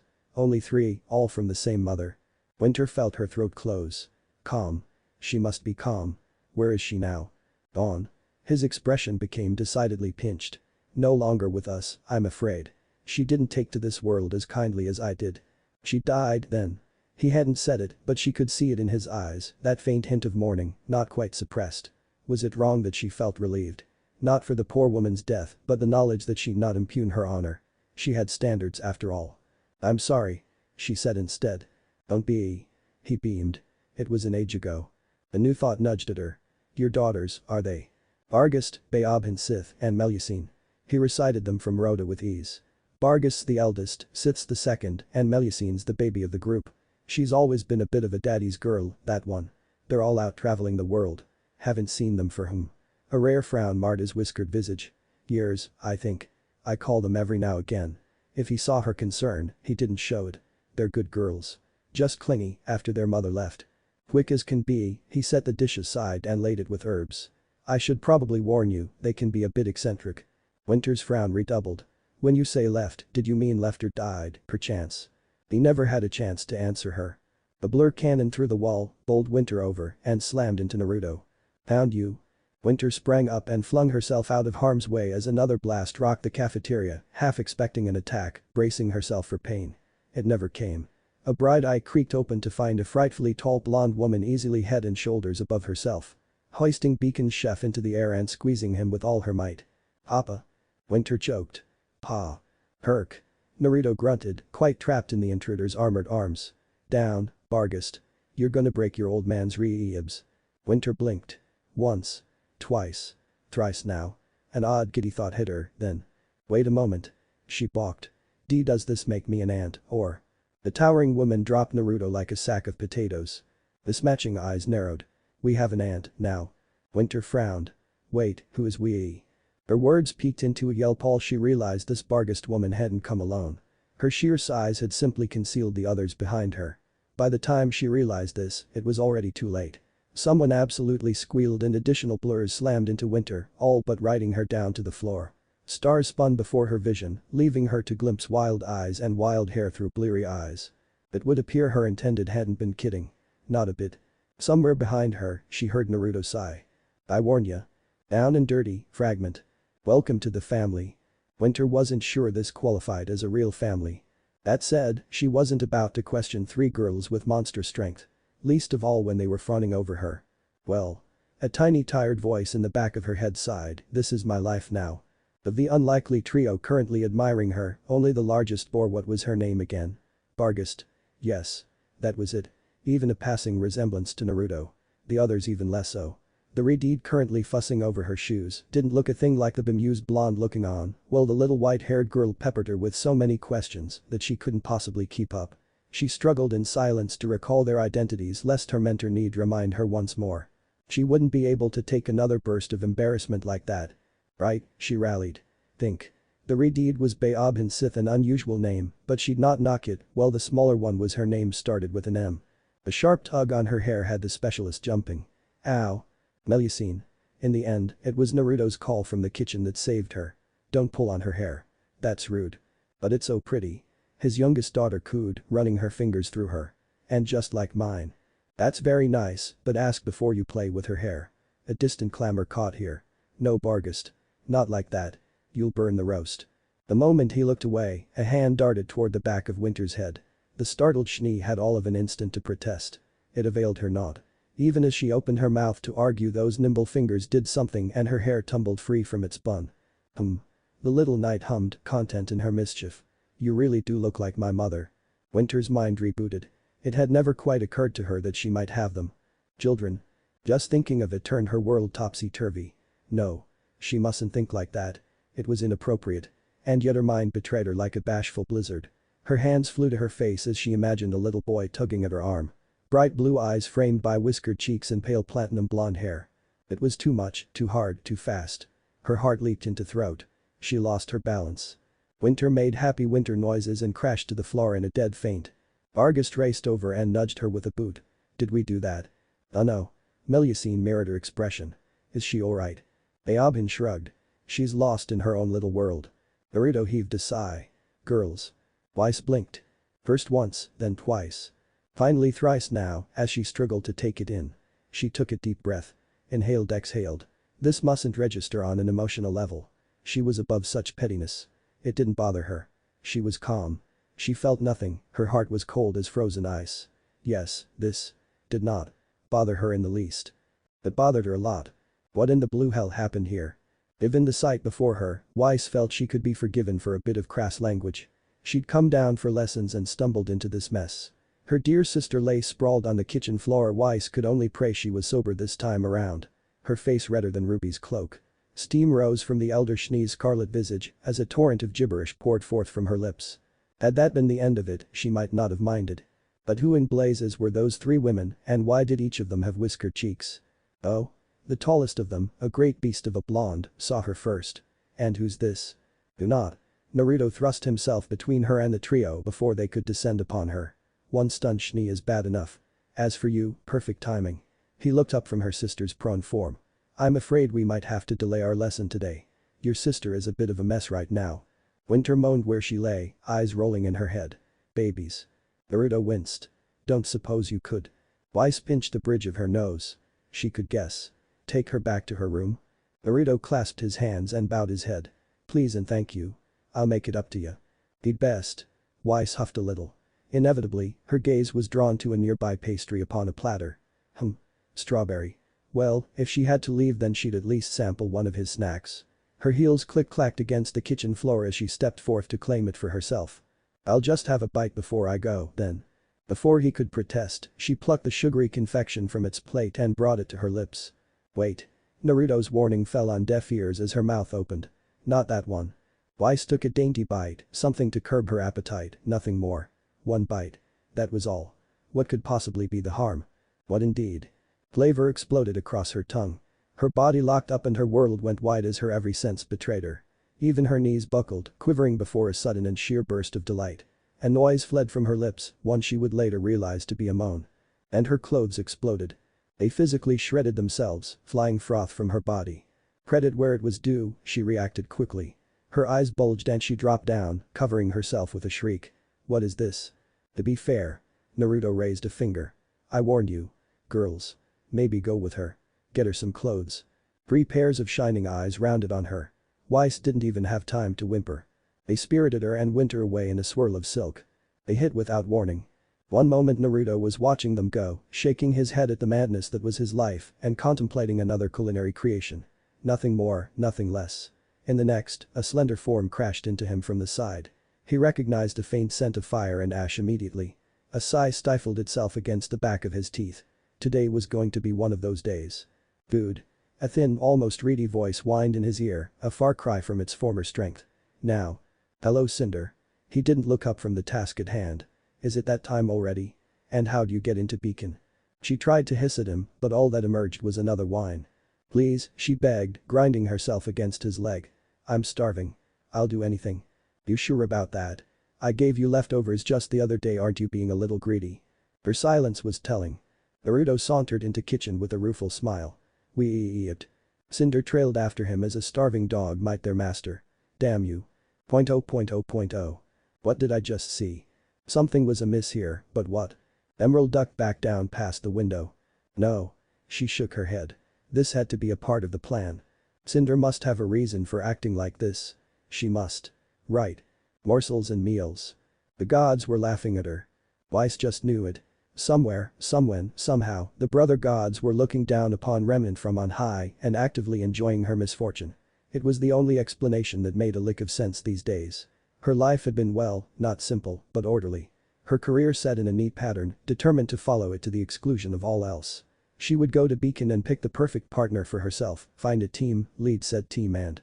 She'd met Ruby. Things went downhill from there, but looking back, Weiss knew she could have course corrected. She should have taken charge. Turned things around. Schnee were meant to lead, not follow her, so she thought. Instead she'd met the chef of Beacon and taken him up on a foolish wager. In her arrogance she had wanted nothing more than to prove him wrong, was she wished to prove the world wrong. She'd been prideful. Foolish. He'd rebuffed her, turned her down, and she wanted to show him up. She'd failed and found herself roped in as his student. That should have been the end of it. But it wasn't. Madness had crept into her life after that. Gradually at first, like an assassin in the dead of night, slowly as to not be noticed until it was too late. Because make no mistake, any fleeting chance she might have had at a normal life was long gone. Killed. Stone dead. All by that bloody blasted chef. Bad enough that she had to fight her own sister for Naruto's attention. Unfair. But he had children. That was another wild hurdle to make sense of. It certainly didn't help that they were fawning over her as if she were some fine jewel. Much less trying to dress her for the night. At least she'd managed to commit their names to memory. That was a gaffe she wouldn't endure again. Winter was of no help at all. She was every a bit a giggling giddy mess as Baob and Sith attended her. She'd find no aid there. Her sister had long since succumbed to tonight's pampering. Why were they gushing about shoes? No, never mind. She didn't want to know. Ordinarily she would have turned to her team for aid. Buud. Holy shit. She heard Yang crow from her bunk. How strong are you? Argist preened as she lifted her arms. Strong. Apparently strong enough to dangle Ruby from one arm while simultaneously letting Blake sit on the other shoulder. Yang looked like she'd fallen in love. Traitors, the lot of them. This treachery would be remembered. Mama. Hearing the word made her jump. Are you alright? And then there was Melusine. Cease that at once. Weiss coughed into her fist to hide her blush. I'm not your mother. No, but you have hair like hers. The girl smiled at her, reverently running. And you look like her, a little. You should keep your hair down. That settled it. She was an absolute darling. Weiss felt her heart kick against her chest as she imagined it. Huh. Their children, while it looked quite nice, actually nay. Treachery and tricks. She would not succumb. Weiss looked left. Weiss looked right. Weiss made certain no one was looking. And then. She deigned to pat Melusine's little head. Good girl. The girl hummed and nuzzled closer to her. Pure child. Protect. A scroll flash told her the moment had been preserved for posterity. Weiss absolutely whirled, eyes ablaze. Yang Xiaolong. Delete at this instant. Wherever Naruto was, she prayed he was subject to just as much madness as she. It was only fair, after all. Freeze. The flashlight snapped on in the dark, startling Sun Wukong. Food is sacred. A voice and tone behind it, low and ominous. You have violated the sanctity of this cafeteria tonight. What do you have to say for yourself? His body did just that, hands up, hands twitching behind his back. Shit. Not like this. He didn't want to go out like this. Hey, he was new to Beacon, alright. Starving, too. Sure, sneaking down to the kitchen hadn't been the best of ideas, but really, could you blame him? Really, he was just going to raid the fridge. Not like it was a crime or anything. Something smacked against his skull. Felt like a frying pan. Whoa, whoa. Sun raised his arms. Chill. I just wanted to see what all the fuss was about. The light wavered and he glimpsed a blonde behind it. The brow rose. By sneaking into my kitchen in the middle of the night. To his credit, the faunus blanched. No point pretending otherwise. Sorry. Naruto's right eye twitched. Kids these days. An empty bowl clattered onto the table behind him. Naruto blinked. Sun mirrored it. No, no, go ahead. The faunus waved a hand when the older blonde didn't budge. I'm not going anywhere. You do you, bro. Still keeping the flashlight on him, his fellow bond pivoted on one heel. Sun squinted into the light, only narrowly catching sight of creme on pink hair, mismatching eyes, and a grin that would have Grim running for the hills. Whoever they were far, far too short. Naruto quirked a brow at the intruder. Come for more ice cream, have you? She opened her mouth and stabbed a finger at it with a pointed, if slightly murderous expression. Greedy girl, Neo. He stepped back toward the freezer. It's after hours, so I'll whip something up for you. But don't tell anyone. Sun raised an arm. Any chance I could have some? Kinda hungry, here. Neo offered a soundless gasp and clutched the bowl to her chest. The chef of Beacon glared bloody red daggers at him. Sun didn't dare move. Until the chef finally drew back half a step. Thumbed his chin. Shrugged. Why do I feel like I'm forgetting something? Cinder was starving. Even now her stomach twisted and knotted in on itself like a physical force. The sheer cramps of which threatened to drive her down to her knees. Damn it. Damn him. Damn her for being so weak. She couldn't hold back any longer. Her face crumpled as she reached for the door. She fumbled for her keys, only to drop them. Cursing, she reached for them, trembling fingers grasping. The hand closed around hers before she could. Ma'am? What are you doing here? Linda eyed the appetizer as one might a ticking time bomb. Stern green eyes swept left. Now right. Not a soul in sight. The kitchen was empty, still and silent as the grave. If there was an intruder she'd not seen them, it wasn't unusual for Naruto to putz about during the night in preparation for the morning. But to trigger an alarm? No, that alone was unusual, enough for her to investigate. What's this? He'd left something behind. Little more than a morsel really. A tiny chocolate cupcake placed on a plate near an empty bowl of what she assumed had been ice cream. Anyone could have eaten it in a single bite. And yet this had been left untouched for some reason. Why leave such a thing here? Had he been distracted? No, wait. There was a note. From my favorite colleague. Sorry if we woke you. Enjoy. A faint hint of pink hit her cheeks. Cheeky fool. She'd built up a tolerance to his food over the years and they both knew it. Surely it was harmless. She snatched it off the plate and popped it into her mouth. Green eyes widened. On. And that's why I'm substituting for Miss Goodbitch today. Apparently she can't handle her sweets. Weiss winced. I think you meant Goodwitch. The blonde brow quirked. Right then. Naruto clapped his hands, startling the lot of them. Glinda's a little indisposed at the moment. His gaze swept over the assembled students before him, muttering something about making a cupcake too potent. Potent? What was he on about? So. I'm here to pick up the slack. Any questions? Everyone's hand sans that of Weiss went up. Any questions not pertaining to food? The hands went back down. Weiss wilted. She'd always known Naruto was capable of combat. This was Beacon after all. Even the janitors likely knew a thing or two. But to see such skill firsthand.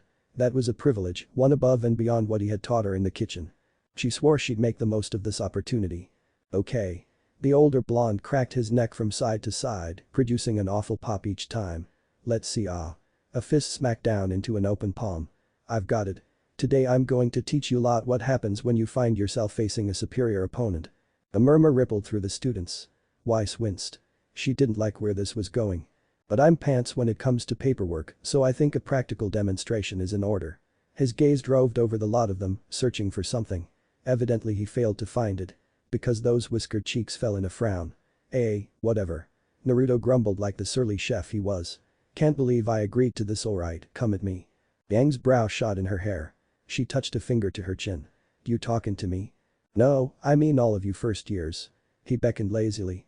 This is combat class, right? I'm just a substitute. I ain't doing this more than once. Gasps went up. Ruby grinned in anticipation. It made sense, Weiss supposed. After all, it wasn't every day they had a chance to learn from a master directly. Still, something nagged at her. Sir, aren't you going to use your weapon? Weiss, I told you not to call me sir. And I am. Before their very eyes he whipped out a strange scroll of some sort and ran his thumb across it. In a plume of smoke his hand gripped. What the hell? It wasn't a sword or a shield or even an axe. He was holding an honest-to-goodness frying pan in his hand. Cast iron at that. The kind one used for camping. The heavy kind. A flick of his fingers sent the blunt instrument twirling in his fingers, dancing across his knuckles with frightful ease. Behold the frying pan of fear. His smile was nothing short of merry. Trust me, you don't want to get hit by this. Weiss recoiled. You can't be serious. Of course I'm serious. He gave it a lazy spin. Would you rather I use the rubber band of doom?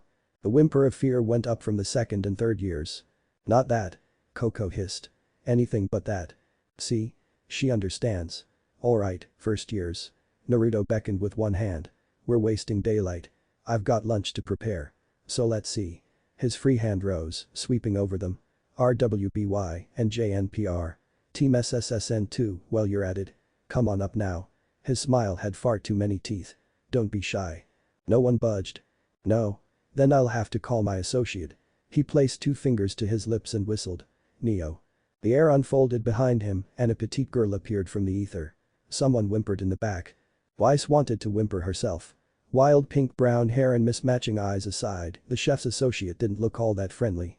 Why was she pulling a blade from her umbrella? She'll be responsible for disciplining a hem, Naruto coughed into a first, I mean training SSSN and JNPR today. RWBY and the rest.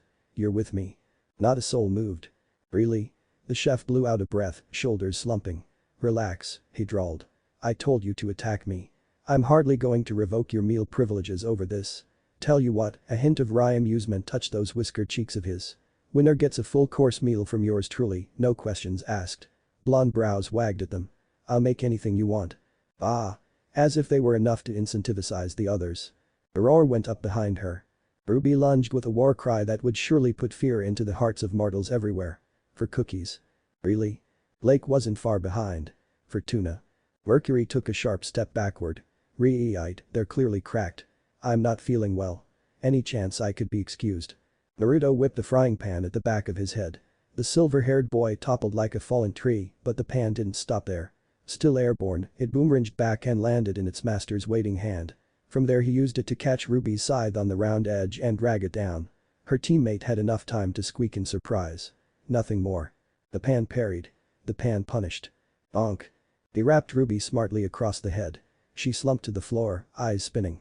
Weiss balked and flicked a glance to the screen above. One hit. A single hit ripped her aura away. Hey. Not one to be outdone, Yang launched herself at him with her gauntlets, only to receive a spinning kick for her troubles. Even from here Weiss heard her ribs creak. Xiaolong struck the mat, bounced once, and landed out of bounds. She struggled up onto her elbows only to slump as that wicked pan winged her in the face. 2 down, all in less than 2 seconds. What's wrong? Naruto hefted his impromptu weapon with a cheery smile. Where did all that confidence go? I'll go left. Blake murmured in her ear. You hit him from the right. Weiss surged in, Mightynister trailing a silver arc before her, Blake not far behind. It was an exercise in futility. His body bent and twisted at impossible angles, strikes flowing up and around her guard. A fist swept in and caught her in the torso, physically lifting her from the floor. She folded over his fist and held on for dear life. Almost lazily he tossed her into the air, parried Blake on the backswing, caught her weapon by its slender ribbon and oh dear. Weiss winced. Well. This was going to hurt. That was all she had time to consider before a Blake-shaped missile hit her square in the face. Bon appetit. It hurts, it hurts, it hurts. To be fair, I did warn you not to underestimate the frying pan. Did you have to hit us so hard? You gave me a black eye, blast you. Weiss whined as her feet kicked out against the sofa. Said whining dissolved into a sullen snarl as she banged her already bruised knee. Naruto wrapped it patiently despite hours' struggles. Unfortunately that only made her injuries ache all the more. And she had many. Aura was a marvel. It protected you against debilitating injury to be sure, but in the same vein, it did nothing to lessen the force behind a blow. If you were hit hard enough or fast enough, the impact still made it through. She and the rest of Team RWBY had the injuries to prove that. It wasn't fair. He was supposed to be the chef of Beacon. A man who made devilish delicacies capable of making the very grim weep with joy. She'd known he was strong. Anyone who could catch Winter's eye had to be. But after all this time she thought Sis' talents would lay in the culinary realm. Nothing more, nothing less. Instead he'd taken them to task like a couple of rank amateurs. Just thinking of it left her hanging her head in shame. There. Naruto tutted, took her by the chin and applied a bit of gauze to her cheek. You did well. Better than your sister, at any rate. She perked up. Really? No, stop. You're trying to distract me. Really not. He made a pleased noise as he finished affixing the bandage with a bit of medical tape. First time I trained her, she didn't even last a second. You managed 9. Granted, you had help, but I did bludgeon you with a Blake. Who wouldn't stop sulking, come to think of it. Fine by her. Time spent sulking was time she wasn't haranguing Weiss for her heritage. That alone could be considered a win. She wasn't rightly sure what had gotten into her teammate as of late. Probably nothing important. In all likelihood she'd calm down soon. Hopefully before they went into Vale to scout out the vital festival competition, right? Open wide. Why would on remnant would IMMPH? Weiss growled as he stabbed a spoonful of something into her mouth. Reflexively she swallowed and shot him a scowl. What was that? Ice blue eyes fixed upon the tiny bowl of chocolate pudding in his hand. Some kind of dessert. It's strangely sweet. My own special chakra pudding. The blonde leaned back. Boosts aura, promotes healing. She squirmed where she sat. I feel like I could run a mile. And makes you hyper. He finished with a smile. There's a reason it's not one of my mainstay dishes. Eat too much and you'll be bouncing off the walls all day. Of course, you could always go to the infirmary. The chef grinned. I'm sure Kurama and Kitsune would be happy to have you. The bead of sweat ran down her brow. Why do those names not fill me with confidence? They shouldn't. Now open up. Her lips parted. The corner of Naruto's mouth curled in a bemused grin as he continued to spoon feed her. It made her heart flutter in the worst way. She stomped it down. No. She refused to fall for him. Never mind the fact was older than her.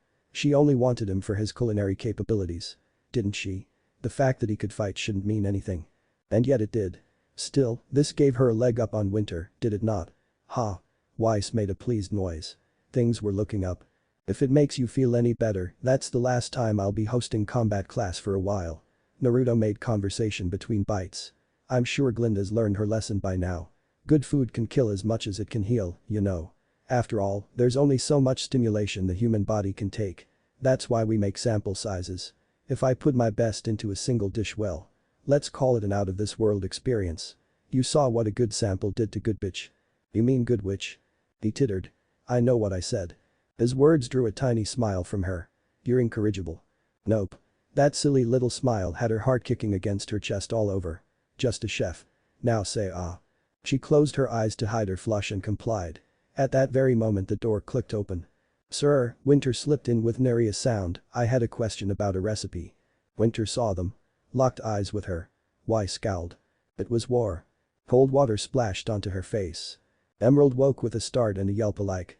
Heart hammering, ears ringing, her first instinct was to rise. To stand, to try and make sense of her surroundings. Something. Anything. What the hell?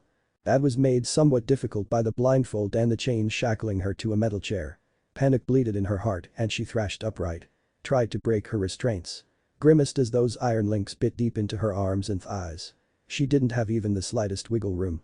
Indeed, struggling only seemed to make her bonds constrict. Her captor was thorough if nothing else. By blindfolding her they not only prevented her from using her semblance, but they'd clearly thought ahead by shackling her to the floor. But how had she gotten here?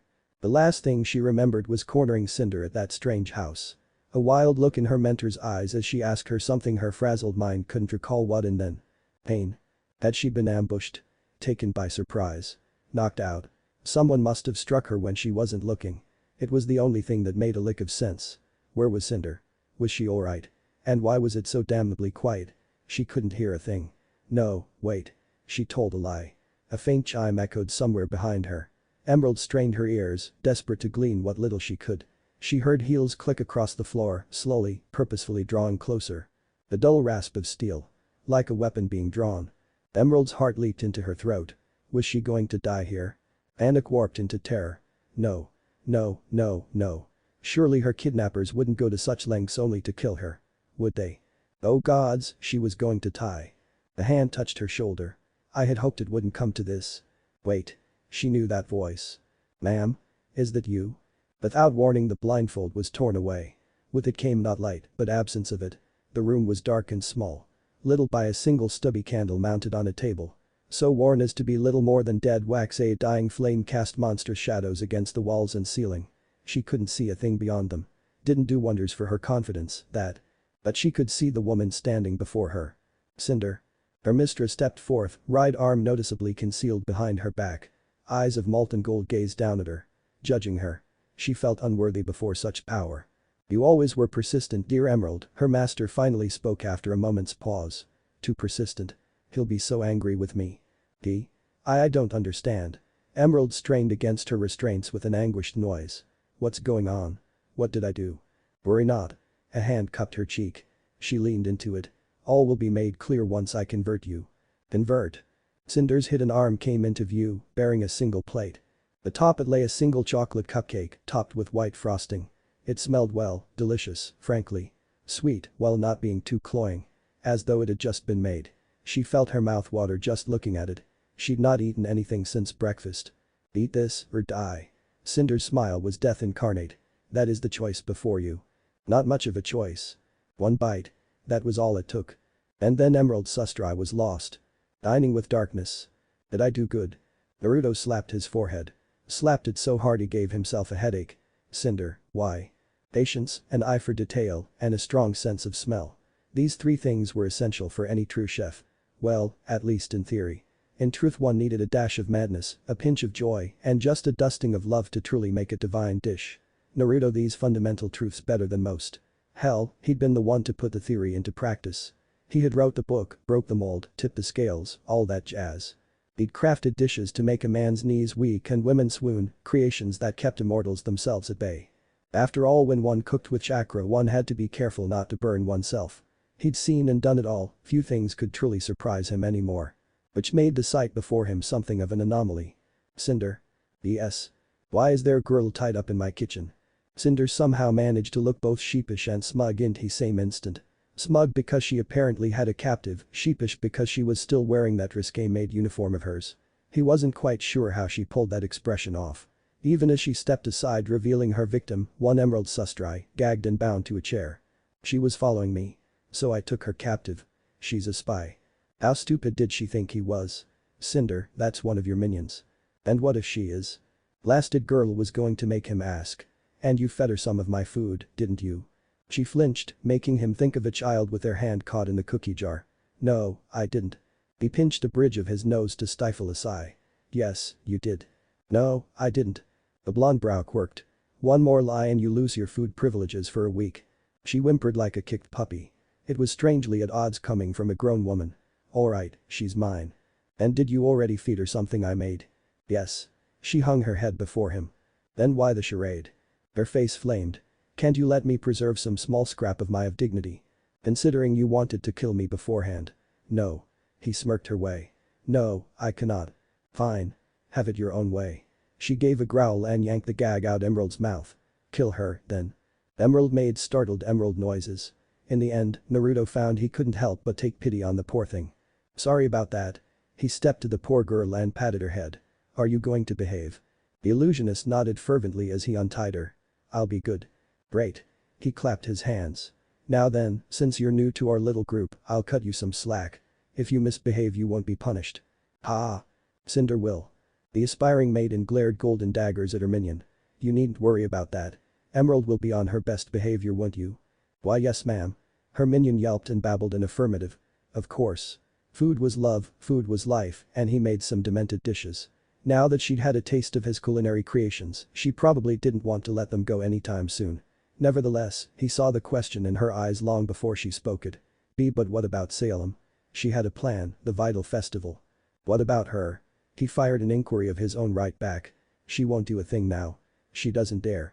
Emerald climbed to her feet, idly rubbing her wrists. You sound so certain. Of course I am. Why wouldn't I be? Her daughters are here. Cinder recoiled with a startled hiss.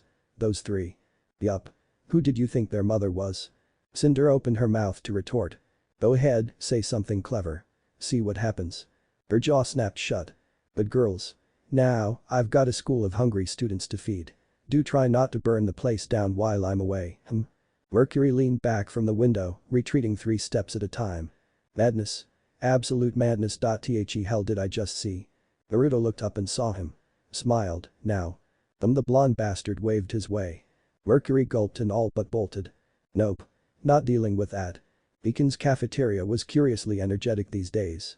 In truth, it baffled Winter. Having grown up in Atlas, she'd grown rather accustomed to rigid conformity, to countless students and soldiers following commands and moving as one entity. Her home life hadn't been much better in that regard.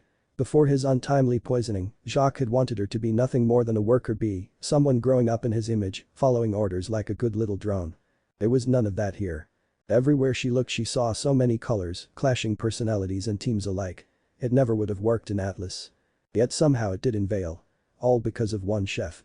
Naruto was a blur of movement in the kitchen, his clones Moreso, each cooking up a dish even more convoluted than the last. They were a fine-tuned machine, moving in concert, barking out orders to some and questions to others. She glimpsed steak and salmon, poultry, vegetables she didn't have names for, and other exotic ingredients whose names made her head spin. Two of his clones were even cooking up a cake over there for some reason or another. For a student's birthday, perhaps. Just watching it made her head spin. She couldn't imagine being thrown into that mosh pit. How did Weiss handle tea? Then a burst of scarlet petals slammed through the door and all but crashed into the counter. Familiar silver eyes beamed up at them, framed by a giddy grin. I've come for cookies.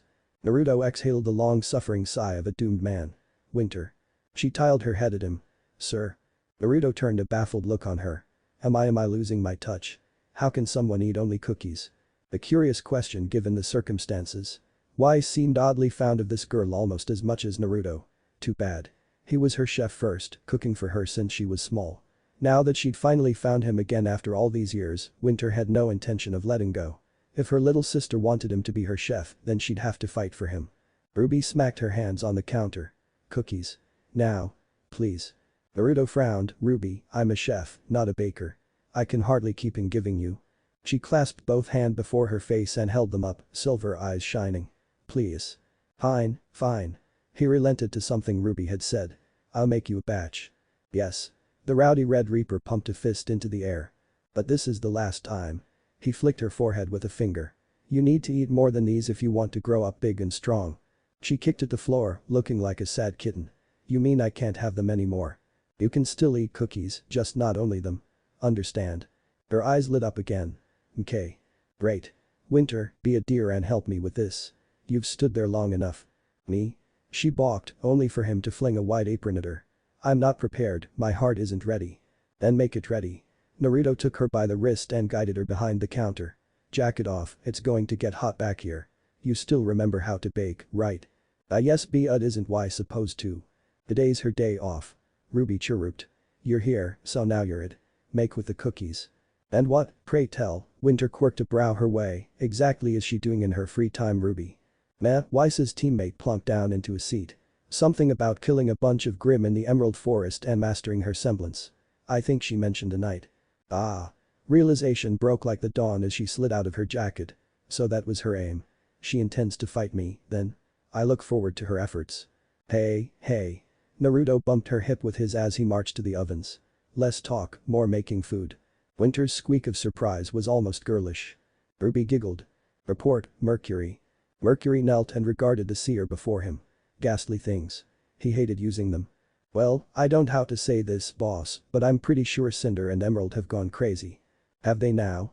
Salem sounded almost amused by his plight. Crazy witch. I had thought they were made of sterner stuff than that. Still, suppose that's what they get for sticking their noses where they don't belong.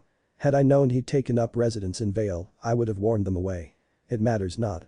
The plan will continue. There's something else. Oh? Well, nothing ventured, nothing gained. Since when do you have kids in Vale?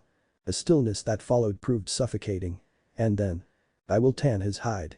Shadows struck in the night. Clang. They were not particularly quiet shadows. Damn it, Dove. Carden cursed quietly. Keep it down, will ya? Sorry. Came the fervent whispered hiss. I can't see a damn thing. Idiots, his team, the lot of them. They didn't have their weapons handy. But they didn't need those to cause some havoc. To make that shitty chef pay. Throw them out the cafeteria, would he? They'd nearly been packed out Beacon entirely. He was tired of eating canned meals. This was payback. This was retribution. This was revenge.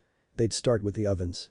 Smash those, leave his ingredients out, maybe break a few plates and bend all the cutlery, or perhaps. Wait, what is that? He spied a flash of color, brown and white, a tray of donuts left on the counter. Huh? Someone left these out. He picked it up and popped it in his mouth. Well, don't mind if I do.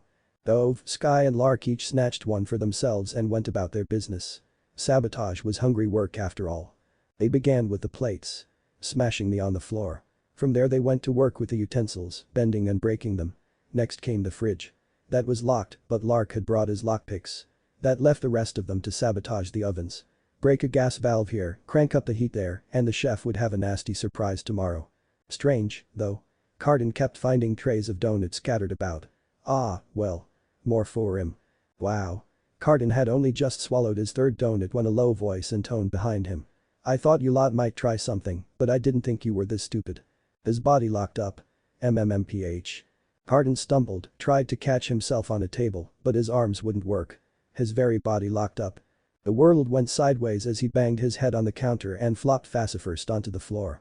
A boot nudged them, forcibly turning them over. You know, cold blue eyes blazed down at them. As a chef, I have a rule these days. Don't poison anyone. But for you. I'm willing to make an exception. Now what will it be? Will you die here? Or will you tell me what I want to know? He tried to speak, but even his jaw betrayed him, left dead and numb in his mouth. MMRGL. You know, I've prepared a lot of dishes in my day. A knife hooked under his left eye. But I've never chopped a man up and baked him into a pie. Would you like to be a pie, Carden? Your eyeballs might make a fine bit of spice for a salad. It was too much. His eyes rolled back into his head. As such, he never heard his tormentor laugh above him. Naruto chortled softly. Ha. Works every time. Now, I won't cook you, but I'm not above tar and feathers. Best served cold. The next morning, the entire academy was laughing at Team CRDL. Weiss was one of the first to see the fate that had befallen them as she came early to the kitchen for her cooking lessons. Even she winced a little when she beheld Carden and his flunkies. Poor bastards. They'd stepped in it alright. Boot and ankle all. Their muffled cries would haunt her for some time. She wouldn't wish that on her worst enemy. Naruto had certainly outdone himself this time. In a fit of inspiration he hadn't them flogged or even deigned to kill them outright. Both would have been merciful. Instead, he tarred and feathered the four fools from head to toe, gagged them, then shackled them on the walls for good measure. Lower, too, which meant all the students could get at them. It was certainly a memorable punishment if nothing else. No doubt it would be the talk of Beacon for some time to come. Team CFVY was already taking pictures of the fearsome foursome, Weiss noted with some small amusement. Well, Coco was taking pictures. Velvet was busy giving Carden a few hard kicks in a rather choice place. Should she feel pity? Probably. She didn't. Reluctantly, she said as much when she joined him by the ovens. Wasn't that a bit excessive? Nope. Naruto cracked an egg on a frying pan, set it to simmer with some sauce and a bit of bacon besides, then swept past. They broke into my kitchen, I broke their everything, including their pride. Quick as a flash one of his clones had the snack well in hand, catering to a fourth-year student. Turnabout is fair play, my dear student. And you're just going to leave them there? Probably for the rest of the day. Naruto. Weiss. Her mentor sang back. Now put on your apron and get over here. We've got work to do and not much time in which to do it. What followed was an absolute cacophony of cooking. Hungry students arrived in droves, eager for breakfast. Orders came hot and heavy, one after the other, until it was all she could do to keep up. Her mind blurred, her hands moved of their own accord, all under Naruto's watchful eye. She nearly panicked at that, terrified of making a mistake that would otherwise embarrass her or him. So many dishes. And yet despite all that cooking for others proved strangely fulfilling. To see the smiles on the faces of her fellow students, hear their thanks and know that she had done this, she had made this, with her own two hands. It felt good. Really good. By the end of it she was tired and sweaty and sore, but also strangely fulfilled. Feels good, doesn't it? Yes. She relented, slumping into a nearby chair. There, I said it. Happy now? Naruto walked right past her, pausing only to ruffle her hair as he prepared another meal. Indubitably. Weiss made weary Weiss noises. Bastard. If she wasn't so tired she'd stab him with a spoon. Her manifest displeasure radiated out at his back and he kept right on working. No, wait, she told a lie. Just as she opened her mouth to denounce him, he flicked a chocolate donut her way. Hunger she'd not had breakfast yet seized the wheel and she caught it as a shark might, that is to say, with her teeth and nothing else. His laughter wasn't lost on her. How terribly unladylike. Still, she was too hungry to protest and wolfed it down. Don't do that again. Another one hit her mouth like a shuriken, muffling her protests. She ruthlessly chewed it down and glared his way if only to hide her smile. Cooking for her classmates wasn't all like the semblance training she'd done down in the Emerald Forest. She'd done that in anger, trying to prepare for her impending fight with Winter. And she had, for the most part. But this was something she'd done with her own two hands. She had done this. Let no one say Weiss was unwilling to learn new skills. She'd sworn to surpass her sister someday, one way or another. Maybe, just maybe, this might be one way of doing it. Across the cafeteria, a door burst open, shattering her thoughts. It was her only warning. Weiss. Well, maybe the shout was also a warning. Because a crimson blur burst through said door, vaulted over the counter, and struck her like a meteorite.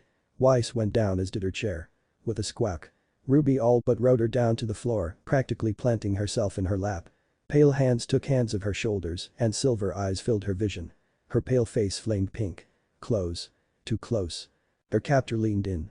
Weiss. And shook her like a rag doll. Ruby rose. Unhand me this instant. There was no such unhanding. On the contrary, Ruby nuzzled her cheek against hers and held tight. Don't you ever run off on me like that ever again. Run where? Weiss's whirled as she struggled to speak. Stop shaking me, Ruby. Ruby did, if only to glare silver daggers at her. We woke up and you weren't there. We thought you ran away after your argument with Blake. Ah. She'd forgotten all about that. Things had gotten rather testy between the two of them last night over the recent string of dust robberies. Some harsh words had been said, but in the end she'd remembered Naruto's words, and cooler heads had prevailed. Or so she thought at the time. Evidently not, judging by Ruby's stricken expression. She looked like she was all of 3 seconds from bursting into tears. Something clenched in her chest at the sight. Blake and I are fine. She flailed at the smaller girl to no avail. I told you I had lessons this morning, remember? Judging by her now vacant expression, the little reaper did not. You did? Yes. She should have known. Team RWBY never got up early if they could help it. In her panic, Ruby must have assumed she'd fled. It also begged the question of where in blazes Blake and Yang had wandered off to, but she felt that was a question she didn't want the answer to. Besides, Ruby was looking mulish and not terribly keen on moving, which meant she wasn't going to be getting up anytime soon. Not until her leader calmed down. She sighed and patted the younger girl's head. It seemed to calm her, if only just. So you're not running away? No. Weiss heaved an irritated sigh. You're not going to try and hunt down the White Fang. I will not. You're not going to get caught in a running brawl with Torchwick on the docks. Why would I even? I dunno, it just feels like that should have happened by now. The scroll clicked somewhere above them. Oh, look at you two. Aren't you just adorable? Weiss bridled and looked, assuming it was Naruto. Delete that at once. Fat chance of that, Weiss cream. Weiss swore softly and craned her neck backwards, then up. Oh, dear. She knew that voice all too well. It was not, in fact, Naruto. She spied him across the kitchen talking to Blake, who must have snuck in while Ruby was fussing over her as she looked on. He pressed a pristine plate bearing a tuna melt sandwich into her hands. Her teammate, with whom she'd exchanged such angry words only the night before, bowed deeply, mouthed her thanks and retreated to a nearby table to savor her meal. She seemed content to ignore the lot of them. Such a cat. Which meant. Sure enough, when Weiss looked up, Yang Xiaolong grinned down at her, lilac eyes sparkling with wicked triumph, phone in hand. So you helped make our breakfast this morning, huh? Not bad, Weiss cream. The blonde brawler planted a fist on her hip. Maybe you ought to take up cooking if the whole huntress thing doesn't work out. Her brow furrowed. Xiaolong, I will end you. Not with Ruby all over you, you won't. Her right eye twitched. Ruby. She perked up. Weiss. Off. Ruby looked down and finally realized exactly where she was sitting, right in her lap. And what position they were in. More importantly, what it looked like. All the blood rushed to her face. Indeed, her visage went redder than her namesake. She bolted to her feet in a shower of red roses. The moment she did, Weiss surged upright and grabbed the first thing in arm's reach. In hindsight, she could have chosen better. She scrambled to her feet, snatched up a soup ladle, and banished it like Mertnister in Yang's face. The blonde brow arched. Seriously? One more word about Ruby and me, and I'll tell Naruto to revoke your food privileges. Yang twitched. Ever so slightly, but it was there. You wouldn't dare. No. She swatted her on the nose with the ladle. Try me. You can't cut me off. You don't have the authority. Weiss swatted her apron. I've got it right here. Shit. Ruby's sister was known for being as bold as she was brash and brave. She didn't back down, even in the face of being denied her strawberry sunrise. Not right away. Uncertainty crept in. Naruto's cuisine was absolutely to die for, literally in some cases, and the idea of being cut off pained her. She could see it behind those violet eyes. Still, she stared. Weiss lifted her chin and stared right back, refusing to be cowed. In the end, one yielded to the other. It was inevitable. Weiss. Yes, Yang. You're one scary bitch. She preened and lowered her ladle. So I've been told. Ruby thumped her sister on the back. That's another one. Swear jar. Aw, come on. I didn't mean to. Swear. Jar. Lake coughed behind the matter table. Weiss caught the ghost of a smile lingering on her lips as she polished off the last of her sandwich. Said smile died an ugly death when she caught her staring her way. Ugh. That was a bridge she'd have to cross sooner or later. If only she knew how. Now, Naruto pushed himself between Yang and Ruby with an indulgent smile. As entertaining as this is, you're going to be late for class if you keep this up. He seemed awfully eager to be rid of them. Weiss glowered pale daggers at him for it. Something you wish to share with us, sir? No, he waved a hand before his face, never breaking eye contact. Not at all have fun. There was something in his voice just then, the absolute fiend, and it was nothing god. What are you up to this time? Not a thing. Her mentor turned away, dusting his hands off on his apron. Now if you'll excuse me, we need to get ready for the lunch rush. We? Naruto didn't look at her. A slip of the tongue, nothing more. You're not going to blow up the kitchen, are you? The soft laugh. Perished the thought. And girls. The entirety of Team RWBY paused. Grinning, the chef of Beacon jerked a thumb over his shoulders toward the still prone Team CRDL. You forgot to take your pictures. Get 'em while you can before class. Scrolls came out and clicked away. Weiss hesitated. I don't know, this feels awfully childish. And did I mention they wanted to poison your food? Weiss brandished her soup ladle with intent. Hardin whimpered behind his gag. She stared at the mirror. Her reflection stared back, nonplussed. Alright, then. No point in mucking about here. Time to face that fool of a cook. She'd show him what for. Thanks again for joining us today, Winter. Us? She frowned as she tugged on her apron. I wasn't aware we'd be sharing the kitchen with a third party. Naruto tutted softly and ruffled her hair between laying out plates. They'll be here soon enough. Must you keep doing that? I'm not a child. A muffled groan answered her. Odd. It hadn't come from him. So where? Winter craned her neck and tilted her head toward the source. Tilted it some more now. Just a little more for good measure, to be absolutely certain her eyes weren't playing tricks on her. Alas, the scene before her did not change. Team CRDL remained where they were. Tarred and feathered, shackled to the wall, now with more than few black eyes and bruises besides. Good. It meant she wasn't losing her mind. On the other hand. Is there a particular reason those boys are battered and bruised like that? There may be. Naruto strode past her, idly tossing a skin of dough in one hand while carrying a bottle of sherry in the other. It's quite the story. Even as he spoke he passed the ladder off to a clone, finished preparing the pizza in his hands, whipped it into an oven, and moved onto a fine cut of steak. Weiss has a temper. Winter winced. She certainly does. They also tried to poison her team's food, suo. Kitchen knives came out, lifted by a swarm of glyphs. Team CRDL whimpered impotently at the sight. Naruto tutted softly and shook his head. Winter, no. You can't kill them. We don't do that here, remember? Winter vaulted the counter, shedding her apron as she went.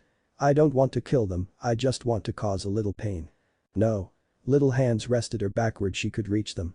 No stabbing. Stabbing is bad. Winder looked down. Naruto chuckled. You heard her.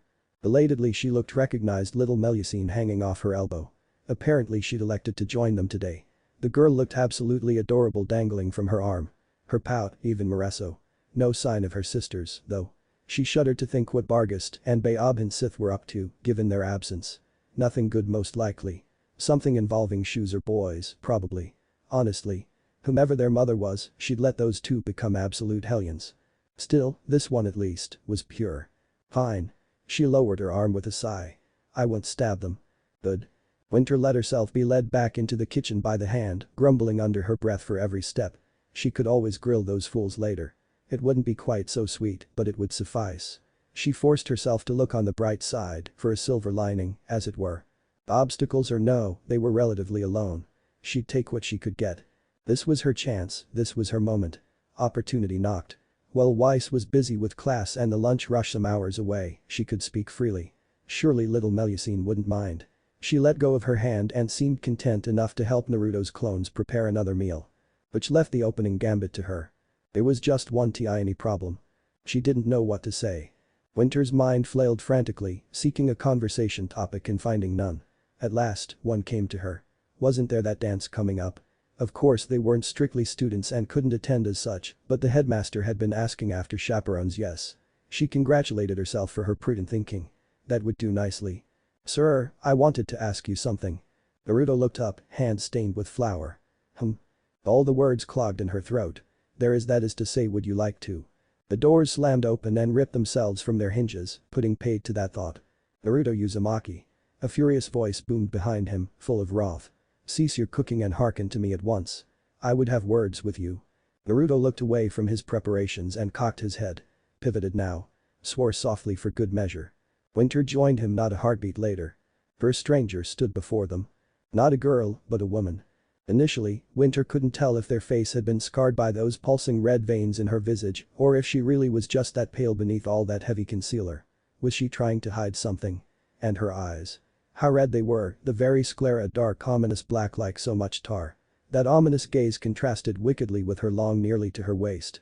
Ebony black hair, the color of which seemed strangely off somehow. Had it been dyed? Maybe a wig of some sort?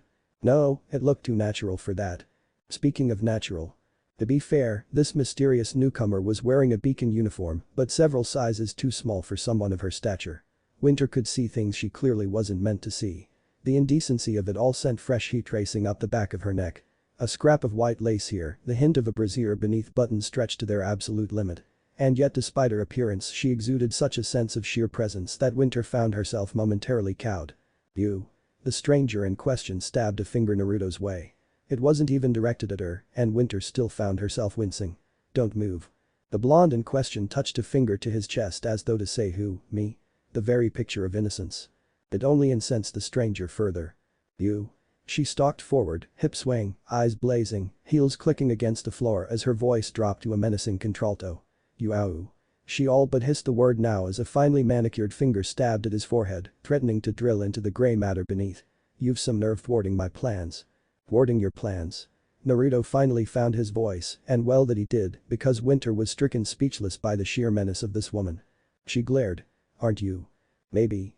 You come here after all these years, the woman snarled, baring pearly white teeth at him, bring my children into this place and make me come down here to retrieve them myself. Well. What do you have to say for yourself? They came of their own accord. Poor choice of words. And yet. His eyes narrowed. An ember of realization gleamed in them. You actually dyed your hair, didn't you, Salem? That has to be the most outlandish disguise I've ever seen. Melusine saw right through it as only a child could. Mother.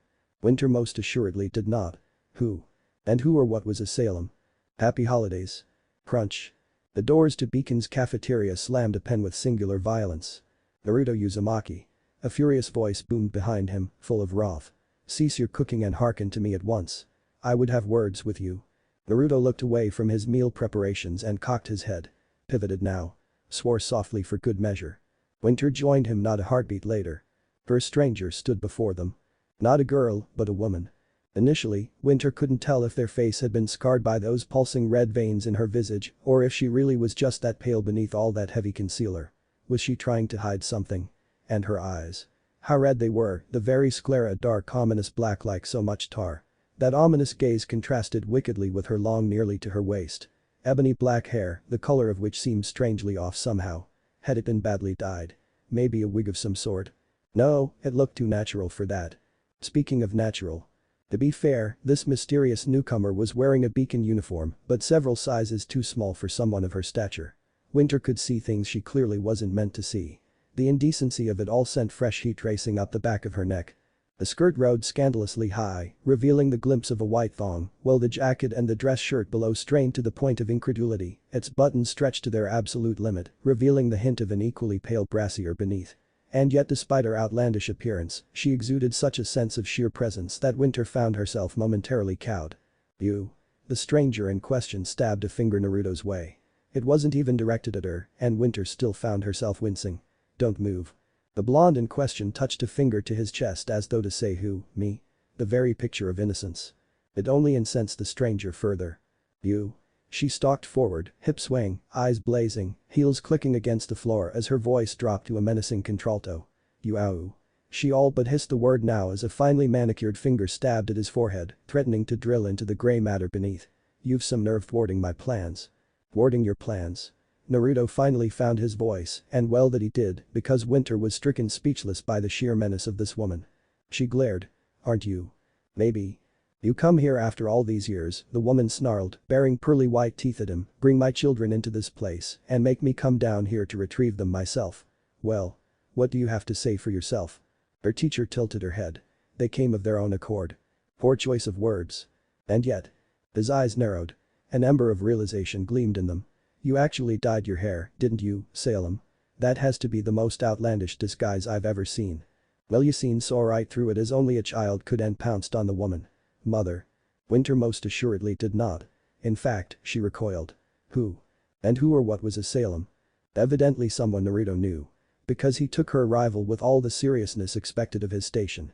Which is to say none whatsoever. What's with that getup? He looked the newcomer up and down, as one might an uncooked steak, right eye twitching just so. It barely fits. Salem shrugged, preoccupied with petting the girl who may or may not be her daughter. It was the only size close to mine. Winter's jaw clicked open. Not so Naruto. With a put-upon sigh, the chef of Beacon pinched the bridge of his nose, took a deep breath to rally, and then fixed her with a stalwart stare. Your tits are nearly out. Are they? Salem granted him a coy smile, smug yet oh so bitter. I hadn't noticed. Please tell me you didn't murder a student and take their uniform. She scoffed. Of course not. Who do you take me for? Naruto's hand fell with relief. Good. Winter allowed herself to relax. I knocked out a harlot who tried to seduce me and took their uniform. Preening, the so-called queen adjusted her ill-fitting jacket once more, heedless of her indecency. Really, I did her a favor. She hardly belongs in a school like this. If she couldn't defend herself against a surprise attack in the middle of intimacy, then she has no business being a huntress. I believe her name was Coco. The muscle was now jumping in the blonde's forehead. And what did you do with her afterward? I locked her in a broom closet. You may praise me now. Winter's head kissed the counter. Naruto vaulted it and stormed over to the madwoman, eyes blazing. Salem. Naruto. For her part, the pale monstrosity lifted her chin and glared up him, unrepentant. Melusine. Their daughter chirruped between the, flinging out her arms happily, blind to the byplay. Merry Christmas. Both parents paused. Oh gods, the man she and Weiss were crushing on already had another paramour and a daughter, and fixed each other with a baffled look. Silence stretched through the cafeteria, broken only by the clamor of cooking in the background as the chef's shadow clone stoically continued preparing the midday meal. Winter wheezed out a breath and struggled to marshal the tattered threads of her thoughts, to no avail. At length, her mentor dared to speak. That's coming up soon, isn't it? Salem sighed. Right, we should probably do something about that. Make an oblique reference perhaps. Aren't we already doing so? She waved a hand, dismissing it. Gods know you have enough lean to buy everyone presents. Now, wherever are Beobhan Sith and Bargast? HRRRNGH Winter whined into the marble. There were more. Well, if memory served Bargast went looking for some blonde boy and Bao said something about trying on shoes with O. Against her better judgment, poor Winter lifted her head up from the counter and glanced at him askance, clinging to the last fraying threads of her sanity. What now? Naruto closed his eyes, clenched his right hand a fist and tapped it against his head. Wait for it. Wait for what? What remained of the doors were violently flung across the room as the wall next to them imploded, making way for a new arrival. Aghast, she looked up and beheld an absolute blonde unit of a woman that would have made Elma Dern look small. Hell, she could probably use said woman as a teddy bear. That was saying something. And there, clutched against her chest, blue in the face, one jaw arc. Bargast, Naruto drawled with a patience that had forsaken Winter long ago, what is that? She beamed and squeezed the poor student to her bosom. My boyfriend. Salem squawked, indignant. I beg your pardon. Oh, hello mother. I didn't see you there. Melusine tilted her head and touched a finger to her lips. Does this mean more presents? John wheezed. Help me. See? The buxom blonde preened. Isn't he adorable? Can I keep him, daddy? Naruto sighed. Bargast, no. Bargast, yes. There was someone else with her as well, someone she'd not seen before they glided into the cafeteria after her, heels clicking against the fractured floor. It was like night and day. Where this Bargast was toweringly tall and well-muscled, this woman had dark hair, bright eyes and a surly scowl. Might have something to do with the flowing red dress. Yes, probably the dress. Oh, good. Mother's here. Tossing her head defiantly, she looked Naruto's way with a sardonic smile. I found your maid, father. She was looking for you. I took her shopping for shoes. I hope you don't mind. Naruto slapped a hand to his forehead. You just couldn't help yourself, could you? Winter whined. There it went. The last fraying thread of her sanity. He flung up an arm, conceding his loss. Cinder, meet Winter. Winter, meet Cinder. Do not ask about the outfit. Too late. She simply couldn't help herself. Why on Remnant is she wearing a maid uniform? Cinder absolutely hissed until she saw Salem, then her face went pale. Naruto flung up his arms. Told you not to ask. This is. Salem smiled, then. It was not a nice smile. Indeed, it chilled Winter to very bones. Worst part. It wasn't aimed at her. Hello, Cinder, what have you been up to? Cinder full whimpered. Osmond spat out his hot chocolate. The scene on the screen before him did not change, dutifully recorded by the cameras, now dribbling with liquid. For a moment there he could have sworn he saw no, that was absurd. Impossible, surely. Wasn't it? I'm clearly seeing things. He shook his head ruefully as he stared through the window. Perhaps it's time for a vacation. Surely Glinda can handle the vital festival without me. A meaningful cough echoed behind him. I will end you, sir. He glanced to his deputy with a rueful smile. Very well, I'll be sure to take that into account. Oh gods, a grim. How did it get in here? Glinda rounded the space he'd pointed at without thinking. Where? In hindsight, she shouldn't have taken her eyes off him. When she looked back, his chair was empty. Osmond had, quite literally, thrown himself out the window. His empty mug clattered to the table, leaving her in charge. One word came to mind. Damn it. What if Naruto has harem with Weiss Yang and Winter? End here, and thanks for watching my video till the end.